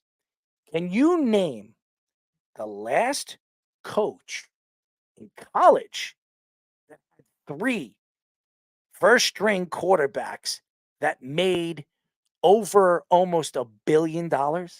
The answer, ladies and gentlemen, no one. And here comes another one. Here comes another one in the league. Here comes another success story, and he can shove that football right up where the sun doesn't shine, and he will. And he's a prospect that isn't raw either, like some of those other ones you listed. Jalen Hurts at Alabama would not be what you would consider a prototype NFL quarterback at the time. He had to change a lot at Oklahoma to really not even get drafted on the second round the way he did, even just to get drafted in not like the 5th or 6th rounds. Like Jalen Hurts was very raw. He was an electric quarterback because of his speed and his arm strength, but didn't have much of a game besides that. And Kyler Murray was pretty raw too, but obviously being a baseball player as well, like he had to really grow his game when he first came over there to Oklahoma, and he won a Heisman obviously, but still it took a while for that to get going too. Baker Mayfield was probably the only experienced one that was pretty steady throughout his college career with Lincoln Riley, but even that got accelerated that last year when they made the playoff, and they almost beat Georgia in the playoff too in that wild game that went to overtime. So yeah, he definitely deserves a lot of credit. And this is a prospect that he had to overcome adversity, Greg McElroy, because he wasn't even the starter that first year. Errol's least favorite quarterback, Spencer Rattler, was the starter that first year. And he's going to fail. He's a lot more hype on him at the time. He's going to fail in the NFL. I have said this already. Everybody, I don't want to hear from Sean and Mr. Wright. Yeah. Mr. Wright telling me that this guy is the best quarterback in the class. It's a joke. He's not the best quarterback in the class. Anybody that thinks that Mr. Rattler is the best quarterback in this class is absolutely blind. They need to take the stick out of their ass and start riding it, because maybe you're a witch or something. You have some magical powers and you think that you're going to give him the power of being a quarterback. He is not going to be a good quarterback. I'm telling you right now, every quarterback that's been in this system has been successful practically in the NFL. If you want a good quarterback, go and look at anybody Lincoln Riley is coaching. That's the facts, guys. Why did Cliff Kingsbury decide to be part of that coaching staff in the 1 year he decided to step away from the NFL? I wonder why he decided to do that. Because he knows Lincoln Riley is a quarterback genius. That is why I like Cliff Kingsbury as an offensive coordinator, not as a head coach. He might get a coaching job. I wouldn't be surprised. Mark my words here. If Robert Saleh falls apart this year and the Jets fall apart, don't be surprised if Cliff Kingsbury is the next head coach for the New York Jets. Just remember I said this because the Jets really liked him when he was available. And I'm telling you right now, he's an offensive mind, and the Jets, Woody Johnson loves those guys. So I wouldn't be surprised. But Caleb Williams is going to be successful in the league. He will. Baker Mayfield is. I didn't like the hype when Baker went 1, but you could see what a lot of people now see in Baker Mayfield. He's got that personality that you need as a quarterback to be successful in the NFL. I think Caleb Williams has the same. I also think Kyler Murray. All of them have that it factor. Even Jalen Hurts. Jalen Hurts to this day, he lost the job to Tua. Okay, Tua took the job from him. Every time he steps on that field, he's trying to prove something to everybody, that he is better than Tua. He's the best or one of the top 3 quarterbacks in the league. He didn't have a great year last year. Maybe because of the struggles of the team, maybe because of the coaching staff, maybe because the coach is just an idiot. But yeah, Brian Johnson is not the brightest offensive coordinator. But I think you have to give a lot of credit to Lincoln Riley. Lincoln Riley developed these guys. He's done the right thing. And I love what I see. I really do. I love everything that I've seen so far with this kid, Caleb Williams. And I think Caleb Williams is going to be a star in this league. There's no question that I think he will be. I worry that he's going to Chicago, and I just don't like Eberflus. So you're going to see a young kid, he's going to have one coach for 1 year, and then he's going to be fired, and then a new coaching staff. So you're going to have two coaches in less than 2 years from a rookie quarterback, just like Justin Fields. And that's what worries me. I think Justin Fields is going to flourish right in Pittsburgh. He's going to take that job right from Russell Wilson. And when that happens, I'm going to tell everybody, I told you so. And by everyone, you mean Jack Sperry. Yeah, he's another one. Like the adversity thing that I keep getting, and I agree with Speedy, like what is McElroy talking about? His whole career, you guys are on the point. He didn't have to worry about a bad pocket maybe more than twice. This is a guy that had it all set up for him on one of the greatest teams ever. And he was just that token quarterback that was carried along. Now, and look, he did a great job with being the game manager that Saban wanted. That's what he was there for. Good for him. Do you realize what Caleb Williams was doing? There's no line. He's running for his life. What he does that looks like Mahomes to me is that when he gets out of the pocket, he's looking downfield to throw while he's still running full speed and still able to run if he has to. He might be more athletic than Mahomes on the run. I think probably he is. not with arm talent, but because Mahomes is ungodly with the arm talent. To be better than Mahomes is not necessarily the best throwing arm, but from the different angles on the run. Just so everybody knows, they said that Caleb Williams threw the ball in USC from the end zone all the way to the other end zone. Just think about that. That's 100 yards. He threw from one side to the other. This is what I heard, and they have video of it that he threw from one side to the other. So if he could do that, it's otherworldly what he could do on a football field if he needs to throw the ball down the field. So I'm just. A guy like that can cover a lot of problems with the team because he can. But it doesn't matter how far you throw. Daniel Jones doesn't have the best arm, but Daniel Jones can't look downfield as he's escaping the pocket. He can't make those plays. He can only take off and get hurt, or take off and maybe be able to move the drive forwards. But it's not going to be enough. You're not going to get enough points with a guy who can't make those types of plays. He's got that ability already. If you have that ability, and you can throw for forever and a day. I mean, what's stopping you from being a superstar other than coaching for a short period of time? That's it. For a short period of time, but he's going to overcome that. I think so. That's just too much time. I think he'll figure it out. I think they'll figure it out if it's not going to be Eberflus, but they'll bring in a coach that's going to want that job because it's him. And what they have a lot of draft stock. Even this year, they have a ton of draft stock.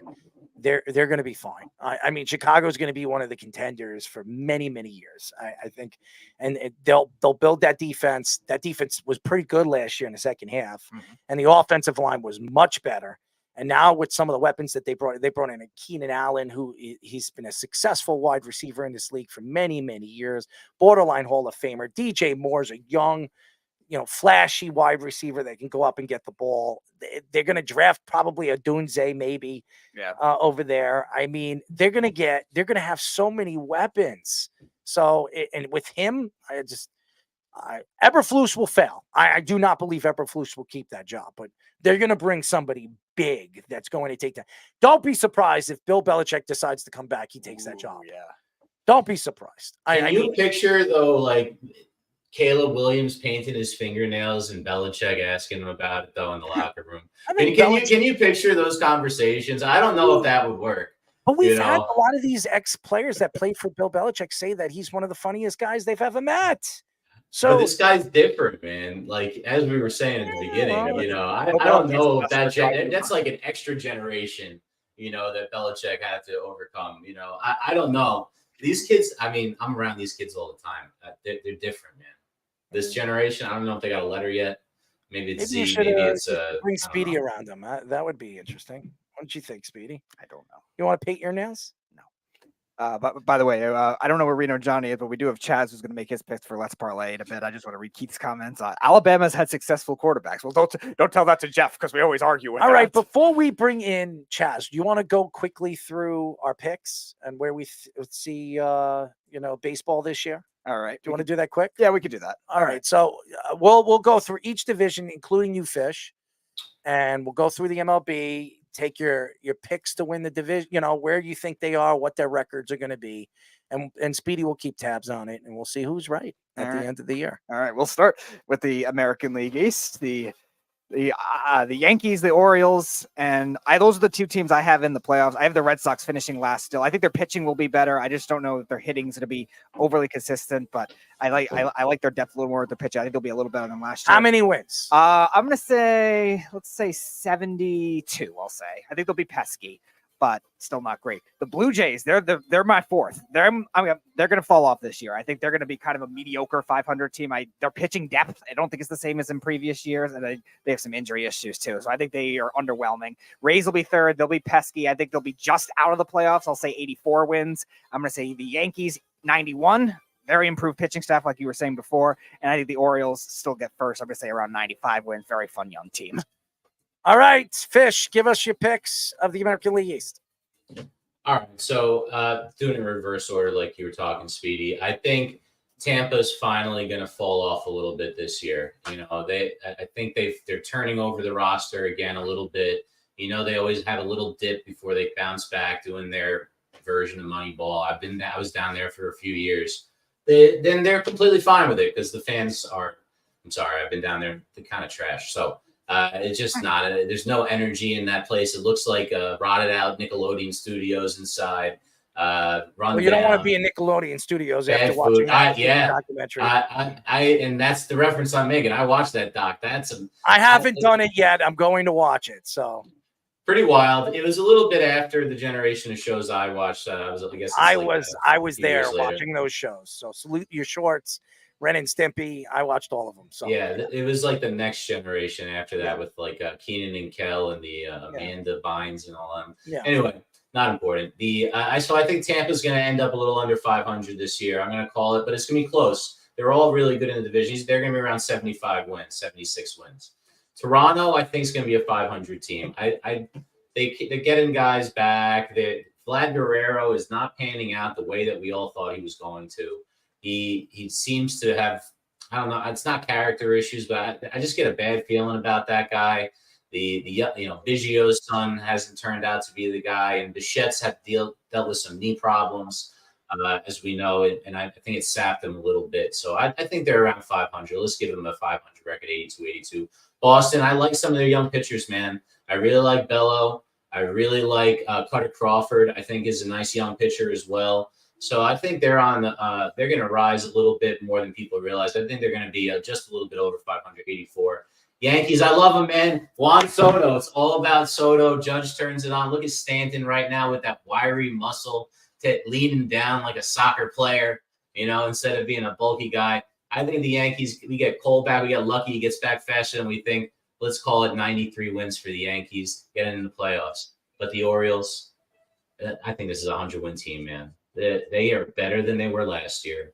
They dominated the league, the division last year. They just got Jack Holiday up. They got two other killers in the minors right now, just waiting to come up. They're going to trade some of these extra guys for another arm or closer because Bautista's done and Cano's not really the guy. They're going to load up, and this might be their year. I'm going to give them 101, and they're going to be the pennant winner. All right. So I've watched the American League East. Since I was a kid. I've been a baseball fan since I was born. I was brought home in a Yankee pajamas. I grew up a Don Mattingly fan. But to go through this division this year, it's very interesting. But I don't think the Boston Red Sox are that good. And they're having a good start off of the season, but I don't think they have any depth. Their farm systems, they're rebuilding right now. They fired their GM. They have a new GM there. It's going to take them a little while to figure things out. They have some pieces, but not enough to really win this division. I think this is the worst team in the division. I do.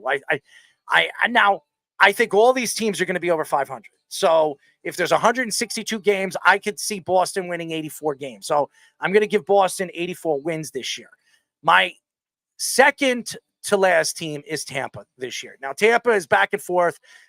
We don't know what this pitching staff's going to be. Their number one pitcher is not 100% healthy. We don't know when he's coming back. There's a lot of questions to the Tampa Bay Rays. Obviously, they lose their shortstop probably forever. I mean, for all the things that he did at the Dominican Republic and all the stupid, crazy stuff. But I still think this team is a pretty good team. They'll find ways to win. They'll go on a winning streak. I would give them about 86, 87 wins. The Toronto Blue Jays, I think they're a lot better than you guys think they are. Now, they started off the season not very good. Vladimir Guerrero is a star. Bichette is a star. They have pitching. They have a good farm system. This is a good team, all right? And I think that they're a borderline playoff team. I could see 3 teams coming out of the American League East. I could see 3 of them coming out. And I think the Blue Jays are a team that's going to come out of the American League East as a third-place team. Give me the Blue Jays. I would put them between 90 to 91 games won. Okay. Now, the Orioles. I think the Orioles are a great team, but there's something about the sophomore slump. This is a young team. They added Burns. You say they're a lot better, that's fine. Just because they're a lot better doesn't mean on paper they're going to win. I think that they think that they're better than what they are. I think Jack Holiday is going to come up in the league. It's going to take him a little while to figure things out in the majors. I think he's going to be a superstar when he does. But I think a lot of these players, it's going to have to take a little time to work.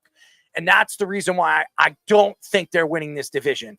And a lot of people think, hey, you know what? They won 100 games last year, so maybe they'll probably win 105, 106. It's not going to happen. I think Baltimore is between a 96, 97 win team. And as far as the New York Yankees are concerned, this is the best team in the American League. I don't care what anybody says, not because I'm a Yankee fan. I've seen enough. Garrett Cole is still not on this roster. When he comes back, this is the best pitching staff right now in the American League East. It's not even an argument. Carlos Rodon's pitching well. Marcus Stroman's pitching okay. Nestor Nasty Cortez is pitching pretty good as a fourth guy. Schmidt looked pretty good in his 2 starts.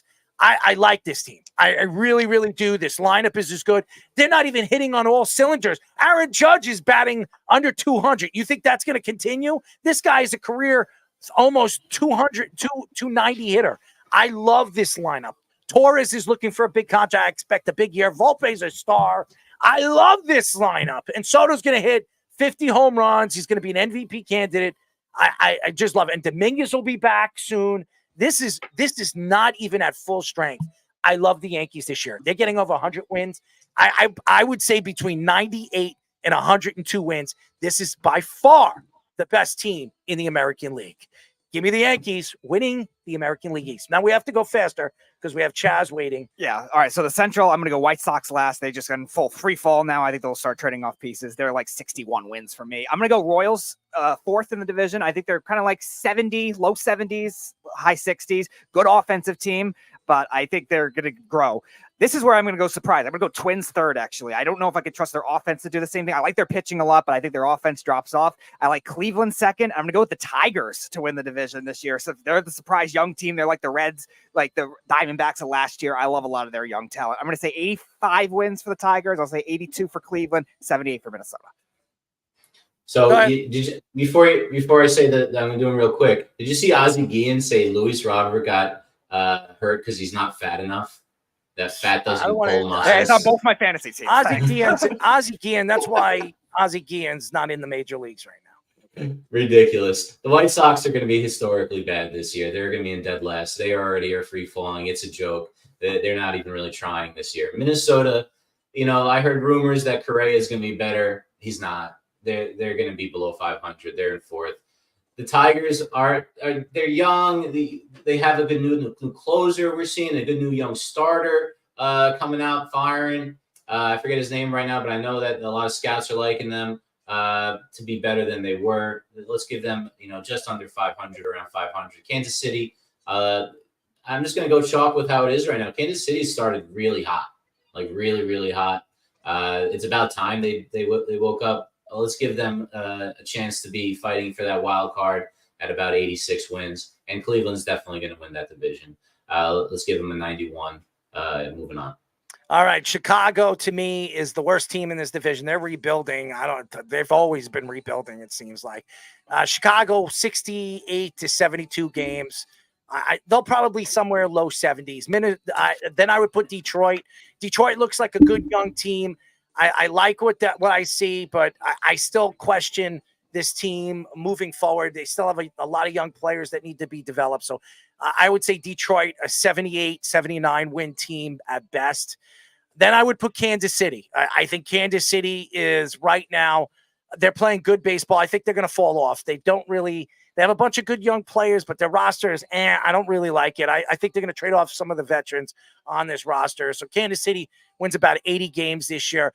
My second team, Minnesota. I think Minnesota's a borderline playoff team. They were a playoff team last year. I think they're a lot better than you guys think they are.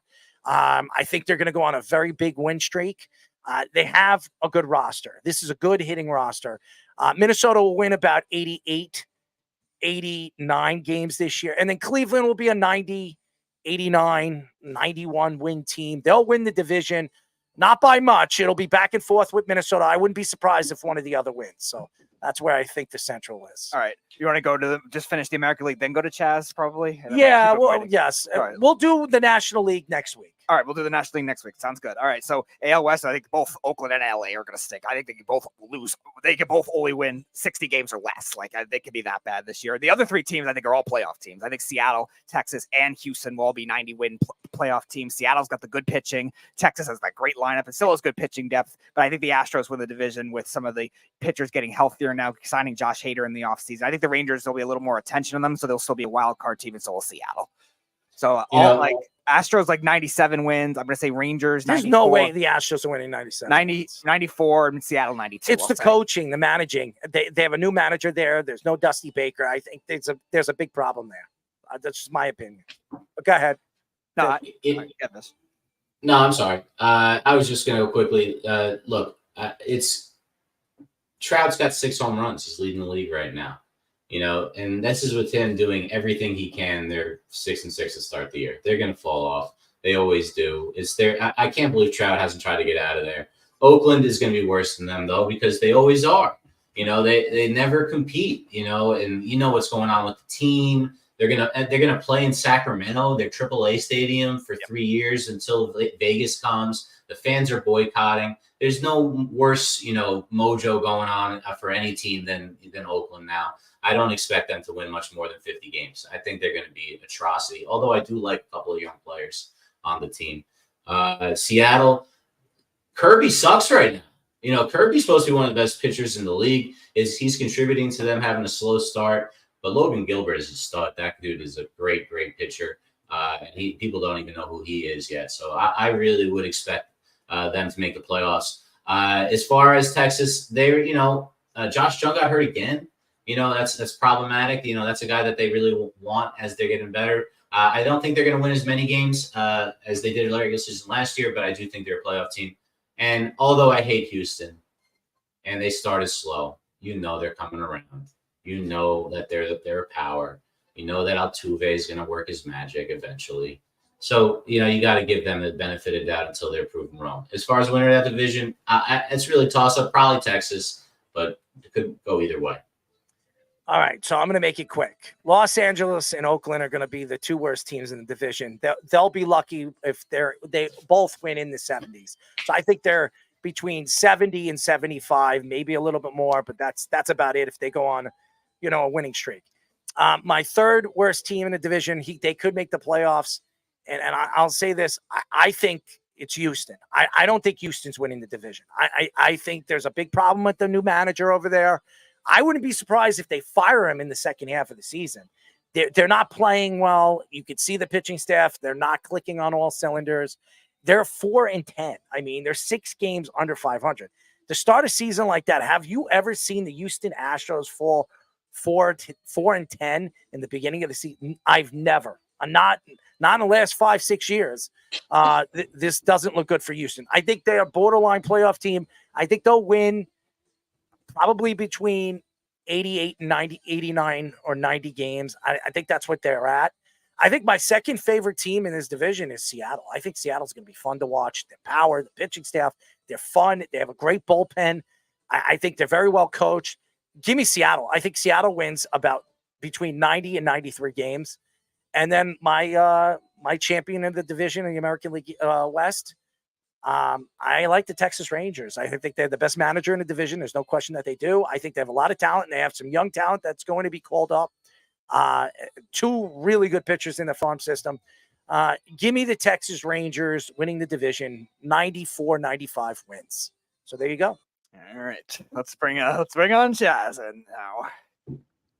Sorry, Chaz, it's a little change of plans here, but we made it No, work. you know, I sit in the background and listen, and I learn. I'm not stupid.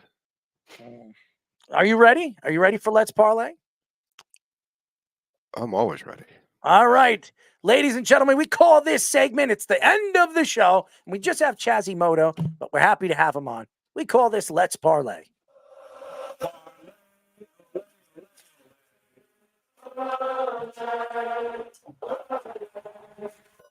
It's time for Let's Parlay. Crazy. We have Wes. He's hanging out. He was in Chicago doing whatever he was doing. Now he doesn't want anything to do with sports betting for a week. No, he took offense to your comment, is what it was. Me? I didn't do No, I'm anything. kidding. We took offense to your say anything. comments. Holy I cow. didn't say it. We need therapy. First of all, I asked him. My question was, he said that he was there doing something with therapeutic or something like that. I said, you're at therapy, so that was like 2 weeks ago. But anyways, Chaz, you obviously everybody knows how this works. Chaz is going to have his top. Hey, no. Before we go any further, though, I talk to Speedy a lot. I haven't talked to you as much, but I've been talking to Petey, every week. So yes. I kind of blurred my plays, and I don't remember what were Thursday and what were Saturday or Friday. We do it Friday for Saturday, so it's a little confusing to boot. What did I do last week, Thursday? What did I give you? I don't even remember. Did I go 2-2, 3-1? By the way, 0-4? I want to congratulate you that you won Speedy's bracket by very little, by the way. Yes, the bracket. Wait a minute. Wait a minute. When they gave out the trophy at the Kentucky Derby, does it matter whether they won by a nose or a head or a foot or a leg? It don't matter. I was so pissed off. Oh, man. You know what's the best part is ESPN sends you a email, and when you open it, you get confetti. It says congratulations, the confetti pops, and a W is a W. I take the win. I got a bag of dog crap. That's what I got. I like winning. Yeah. But more importantly, that's why I was asking Petey. I had a really good weekend. And for me, I had a really good weekend. You actually had six. You gave out 6 plays, I guess, last week inadvertently. I have to check the Purdue over for sure, but you had everything else. You were 3-2 on everything else. Alabama didn't cover, unfortunately. They almost did, and then UConn under was not right, but you got the 2 player props you had, and you had the Alabama. Well, I didn't have Alabama. I had Alabama's team total under. That was a winner.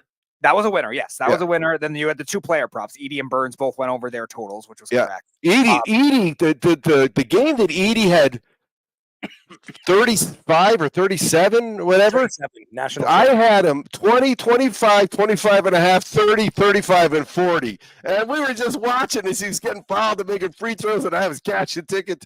It was a good day. A good day for you. Not a good day. So I told you guys I'm all into football. That's what I do. You mentioned you heard what Wes said about it's he's not a really baseball guy. NHL and NBA are kind of in a weird place. So, but I'm 100% focusing on the spring football. I really believe the spring football is going to end up being in minor leagues for the NFL because with NIL. The bottom line is it just gives guys the ability to keep playing football and not have to make a lot of money to do it. Because you know what? If you put some of that NIL, everybody's getting NIL money. If you're on a team, you get some money. You put that away, and then you can play for $70,000 and give it a shot. Because again, you can play it in the league, right? It's a big deal. It really is. You don't walk around with a lot of guys that played in the league, even though today John from GMF Sports sent us a picture of him with OJ because, OJ used to hang out with his brother-in-law in the casino. He's mentioned that, I think, on the show before. Yeah, I think so. So what did I say? I said R.I.P. OJ. I mean, I'm old, so OJ was, I know a lot of OJ before the trial, and that part of OJ was pretty special. It really was. But what are you going to do? You want to make a prop that he's not dead? Yeah. You know what? You probably could find that online with both Otto. I'm sure. Yeah. Yeah, no, I mean, Tupac Shakur. Everybody thinks that he's not dead. Remember, he needed like a crazy amount to break the record in the last game. Like, he needed like 220-something yards, and he got like 260. I think that's my memory. My memory is, 94. That's the only memory I remember. That was Chaz's first player prop he ever submitted. Yeah, there you go. They had player props back then. So yeah, so I'm going all in on the spring football, and so those are probably mostly going to be my plays going forward until June. When June comes, it'll be CFL and spring football ends kind of. They merge right after each other, so it should work out well. And I'm taking it seriously because it's my money I'm betting, and I win money. So, but so this week, what do I have? I have Saturday 10 o'clock. I have over in the DC Arlington game. Now remember, I don't even know some of these team names. I have to remember. On one website they use their nicknames. I don't know their nicknames, so I have to put them both together. And it took me a while with Canadian football too. But yeah, what are my notes on that? That's a DC. DC scoring some points. And what did I say with Arlington? Arlington loses at home, so I couldn't pick a team there, so I went with the over. And I'm not forcing plays, but this week it really is. It was hard to come up with four of them. Then Saturday afternoon, I'm going with Birmingham. They were a big winner for me last week. They've been scoring 27 points a game. They only scored 20, but they covered, and it was a sweet cover because they were given 6.5, and they were winning by 7, and the other team never threatened. So you got to watch. You know how it is when you're watching the fourth quarter on pins and needles? I got to watch the whole fourth quarter, knowing I was going to win. It was pretty cool. And then Sunday, 9 o'clock, under in the Houston-Michigan game. I like Michigan a little here as the dog, but I'm going to stick with the under because neither of these teams are allowing points. Where is Michigan? Yeah, Michigan's allowing 19 and scoring 16. Houston's scoring 15 and allowing 21. And when you do the math, either way you do the math, that's an under. And it's the lowest under on the board. So there's 4 games. I'm betting the highest over and the lowest under. And I told you why I do that, because the bottom line is those numbers can't move as much as numbers in the middle.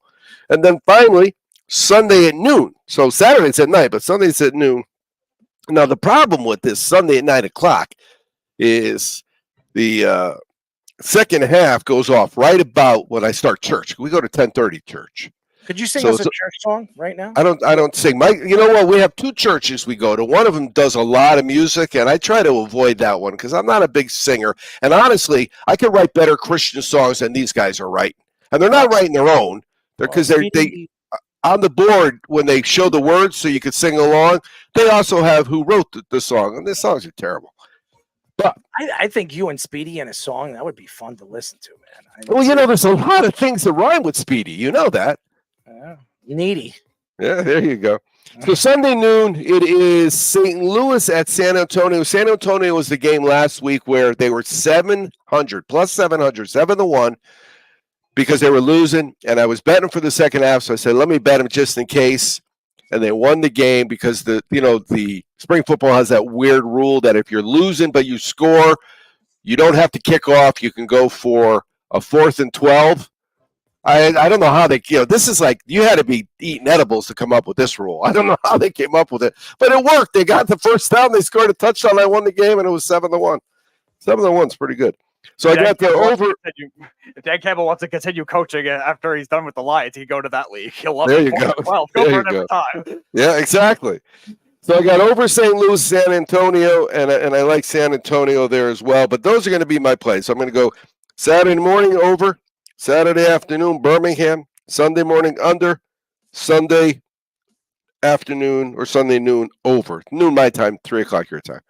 Because, and so you could see that, obviously, I don't have a feel for the teams yet if 3 of the plays I'm making have nothing to do with who wins, Well, And that is it, my friends. well, we really appreciate your time. I know you're a busy guy. That is not all. That's it for Let's Parlay, but that is not all, because guess what else we have? What do you got? Horse races. Now, Petey, how about with the horse races recently? Yes. Pretty darn good. So if you're a horse betting, guy, Chaz is on point with these. So well, here's what I do. I've got the. Oh, is those today? Yeah. Okay. So I got the list. I just go up the list. So what happens is the daily race report lets me know when my horses are running. They let me know when they're working out and everything, but I just care about when they're running. And so this is for Friday. For tomorrow morning, we go tomorrow at Keelan in the 8th race, number 3 Classic Legacy, and in Aqueduct. There you go. Lightline is running in Aqueduct in the 2nd tomorrow, so that's early for you guys. It's early for me too. It's 10 o'clock for me. Lightline number 2. That is Friday, and then Saturday there is Keelan has the 8th race. Haystrike is number 5. He was supposed to run today, but he scratched out to that race, so I like him. And then in the very last prep race for the Derby, we have the Wine Steward, Encino, Hades, and Liberal Arts boxed, and we're going with Hades. And that is my horse racing weekend. well, we really appreciate the time as always. You're fantastic. Thank you for waiting. I mean, No, you know what? Like I said, I was listening to you guys, and I'm learning about baseball. Don't get me wrong. When I have a big week and it's Tuesday and Wednesday in the summer, and there's no football till the weekend, I'll hop on some teams. What I like to do, honestly, is sit around and watch the game start and see what happens, and then look for opportunities. So an opportunity is like Atlanta and the Mets are playing, and it's 2-1 in the 7th or 6th. And then you jump on the over. You get the over. It's supposed to be 9.5. You get it for 5.5 or 6.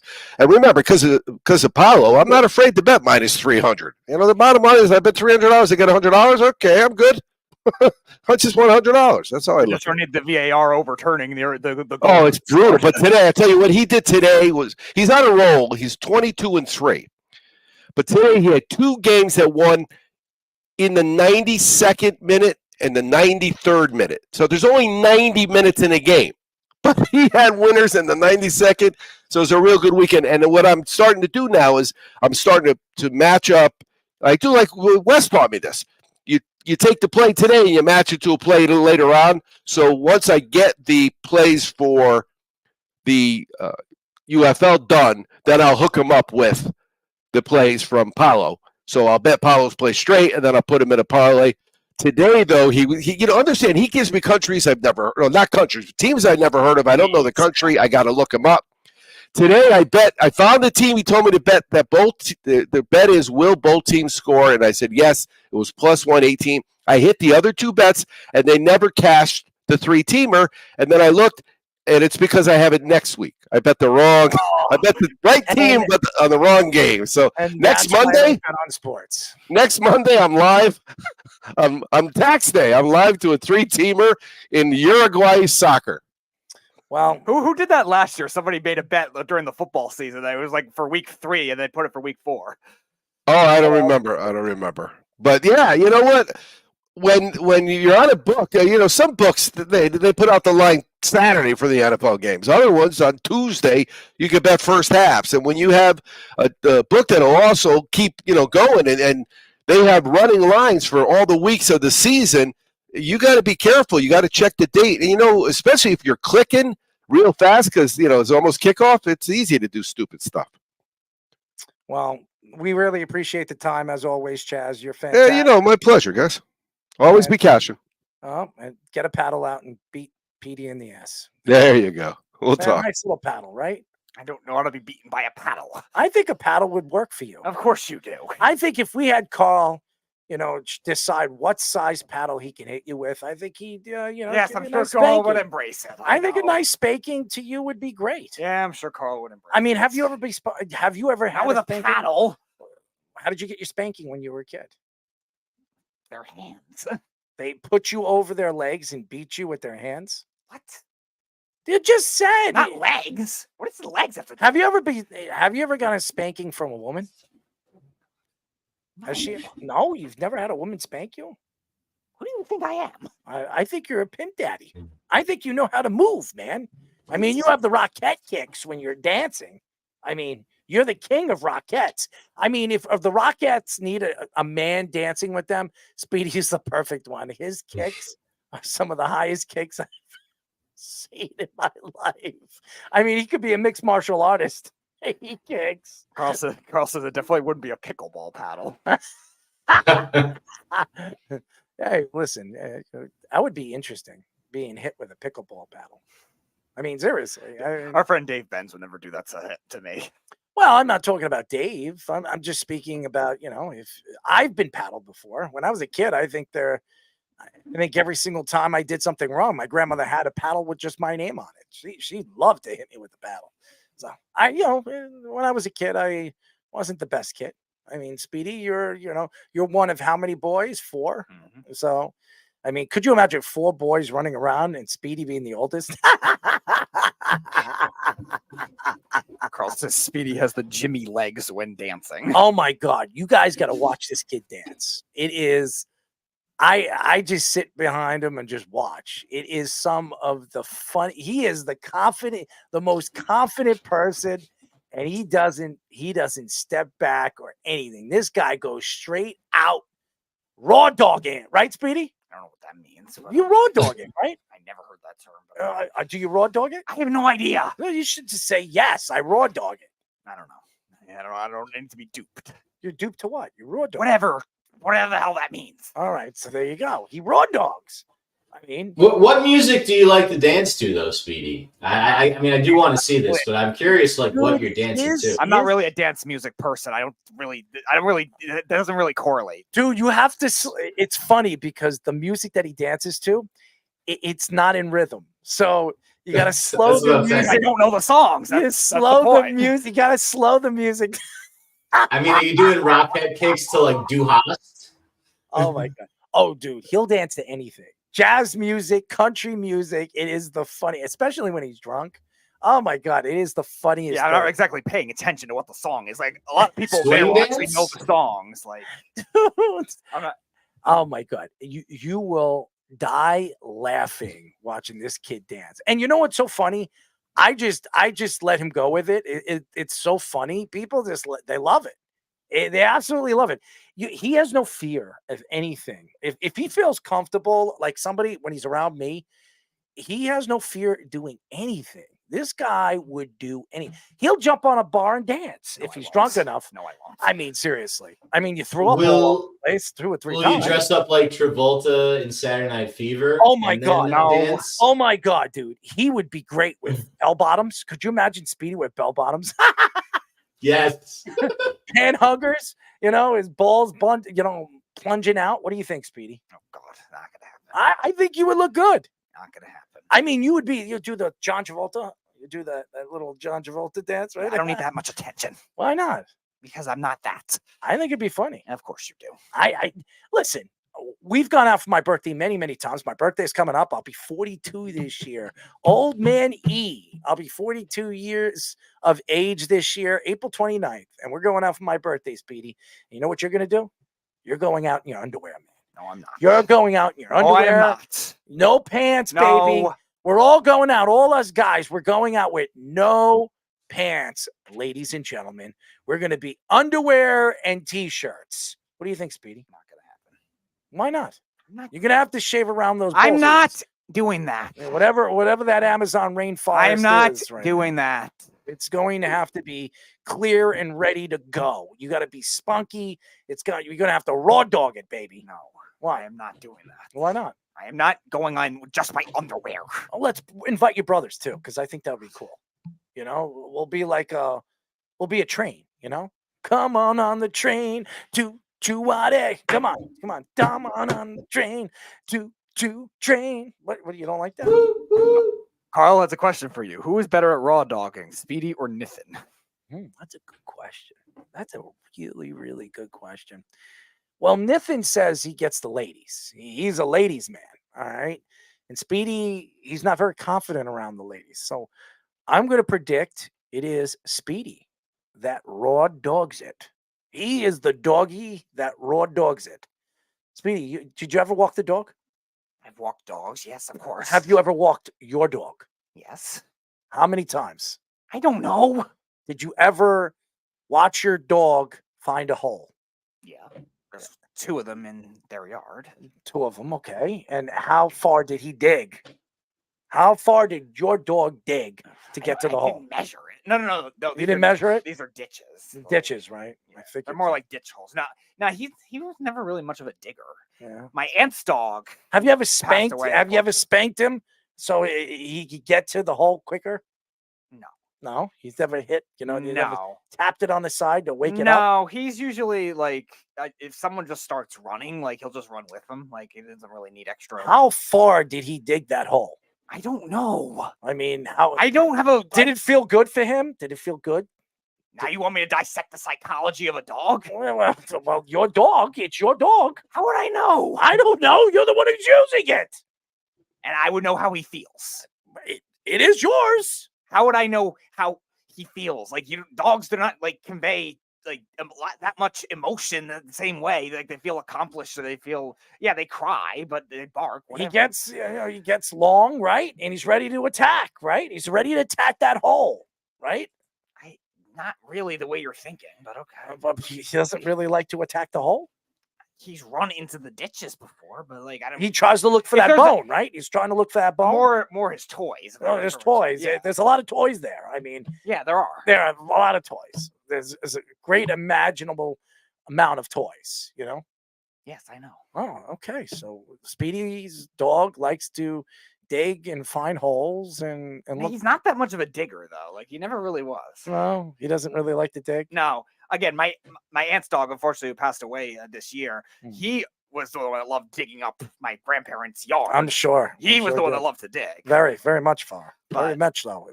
Great. No, great but dig. my family's dog, no, he was never as much of a digger. No, Not really. Your family has a dog now too.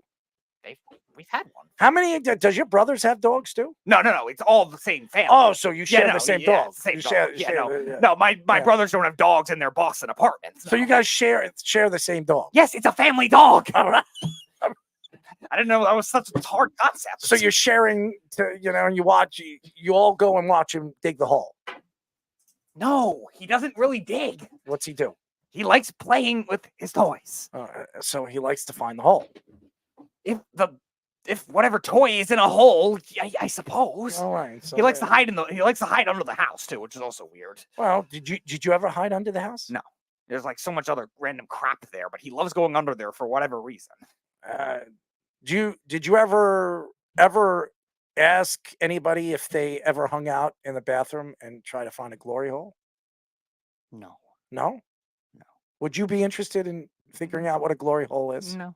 No, why not? Has to do with a bathroom. Probably means it's that kind of thing. What kind of thing?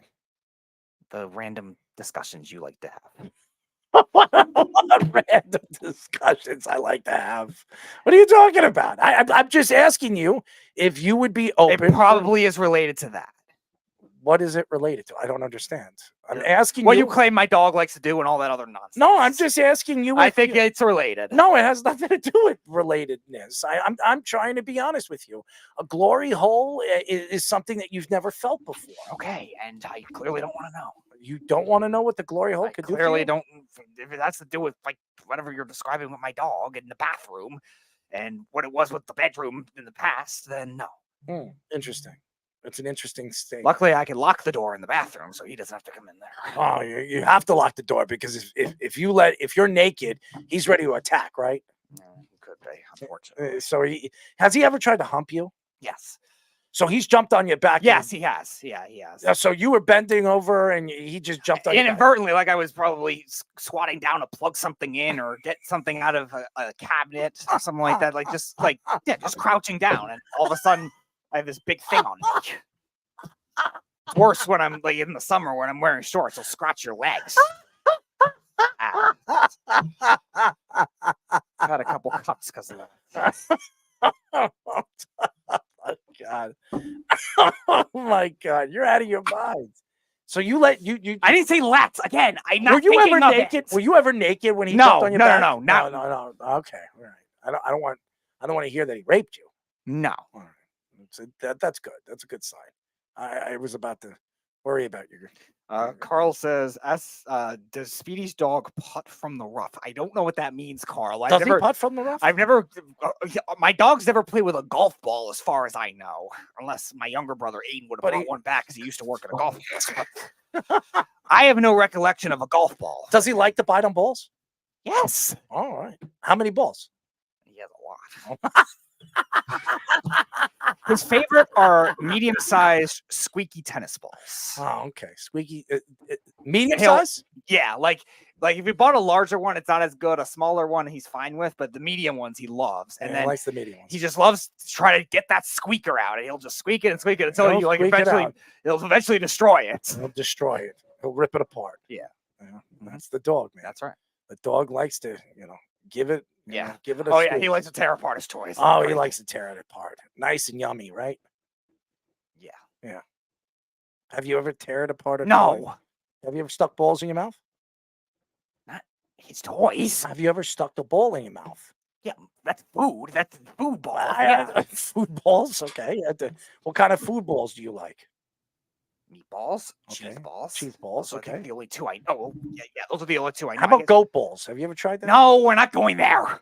So you've never tried a goat ball? No, we're not going there. Have you ever had cow testicles? No. You've never had one? No. I mean, those are actually delicious. Okay, glad you enjoy them. Carl wants to know if you've ever had neon balls. No. No neon balls? No. Squirrel balls? No. Those things are pretty long, Okay. Aren't cow balls called Rocky Mountain oysters? That's what they are, yes. Like people legit eat that too. Yes, they do. I think Speedy would enjoy it.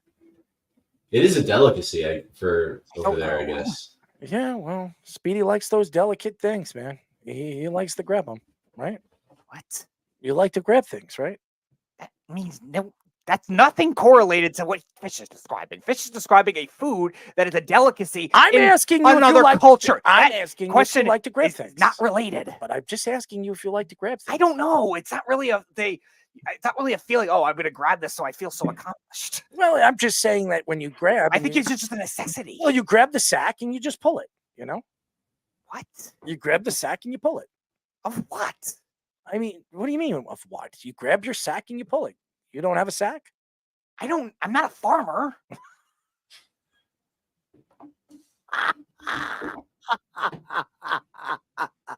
Keith also says blue balls. I don't want to know what those are. That would imply me getting frostbite. I'm not a farmer. Frostbite?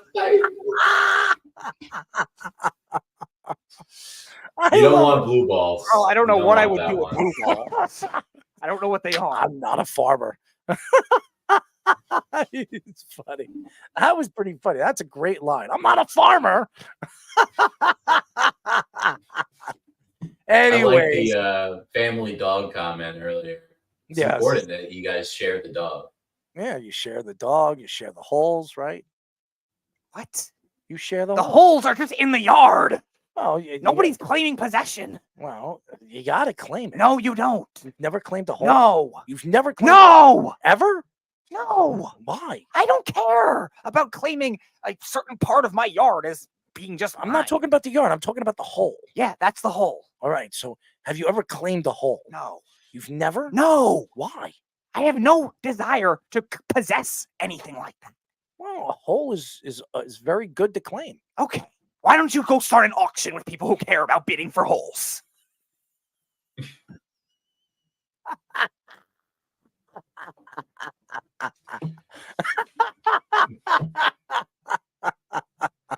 Let's start an auction. Let's.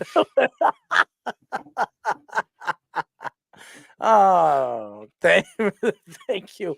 Thank you to Emmy-Award winning sports broadcaster Dave Benz for joining us tonight. He was fantastic. Thank you to all the fans, man, except Jeff. Thank you to all the fans for tuning in and letting us entertain you for almost 4 hours tonight. We do it. We're a 3-hour show, but we really get enough content out there where we could do a 4-hour show. It is amazing. We could probably do a 5-hour show if we really want to, but it's hard to do even a 4-hour show. So For all the fans that tune in and listen to us and for us to entertain, and anybody that's not a sports fan, you can still listen to us, and I'm sure we can entertain you. So it is crazy, like I said, and I want to thank Fish for all the graphics that you do and the time that you put into it. And I know you're a busy guy, you're a teacher, and you like to dig up holes too. I got to ask your wife. Anyways, and Speedy, who doesn't really like holes and doesn't have a sack. You don't have a sack, right? No, he doesn't have a sack. He doesn't own a sack. Anyways, sack of balls? No. You've never had a sack of balls? I don't have a sack of balls, no. Well, you do have a sack of balls. No, I don't. Oh, you don't have a sack of I balls. don't. So, okay. All right. So maybe he doesn't have a sack of balls. But thank you to Speedy for producing and doing what he does best, co-hosting all the graphics, all the stuff that he does, not the graphics, the YouTubes and all the social medias that he does. He's fantastic. Thank you. Thank you to all the fans for almost 11, almost 12. I'm going to be 42 this year.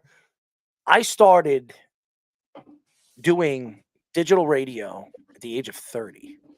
So it's going on 12 years that I've been doing this. And thank you to everybody. Thank you to Carl. Thank you to all the people that have stuck by us and let us entertain you for all these years, for all the different people we've had on this network and some of the personality, egotistical cocks. And, I'm not saying the bad word of that. I'm like, the Roosters, right, Speedy? I don't know where this is going to go. I'm very afraid. God forbid I make a comment about a farmer 2 minutes ago. And now he's going to bring it to So, I want to bring it full circle from the what we've been talking about all night. Speedy doesn't completely understand what you're saying, but he understands enough to know that something's off. Shohei Ohtani couldn't understand enough that something was off with $16 million in 3 years. Come on now. Everybody knows something is up.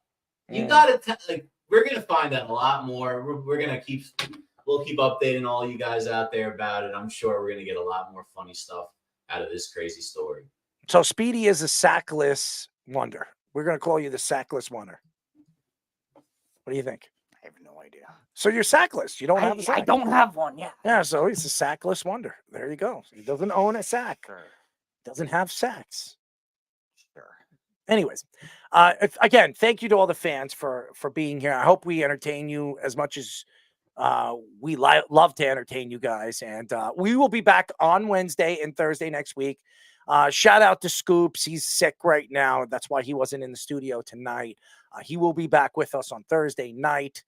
But again, I appreciate everybody for staying around as long as you guys have over the years, and all the fans, all the new fans from all 100,000 downloads on Apple Podcasts and Spotify, 50,000 now. And even our YouTube is really starting to take off. Thank you. Yeah, we're going to have a draft. Yes, we're going to have a draft pick show. And yes, Carl, you can join our draft show. So, and so could you, Keith, if you want to have a draft.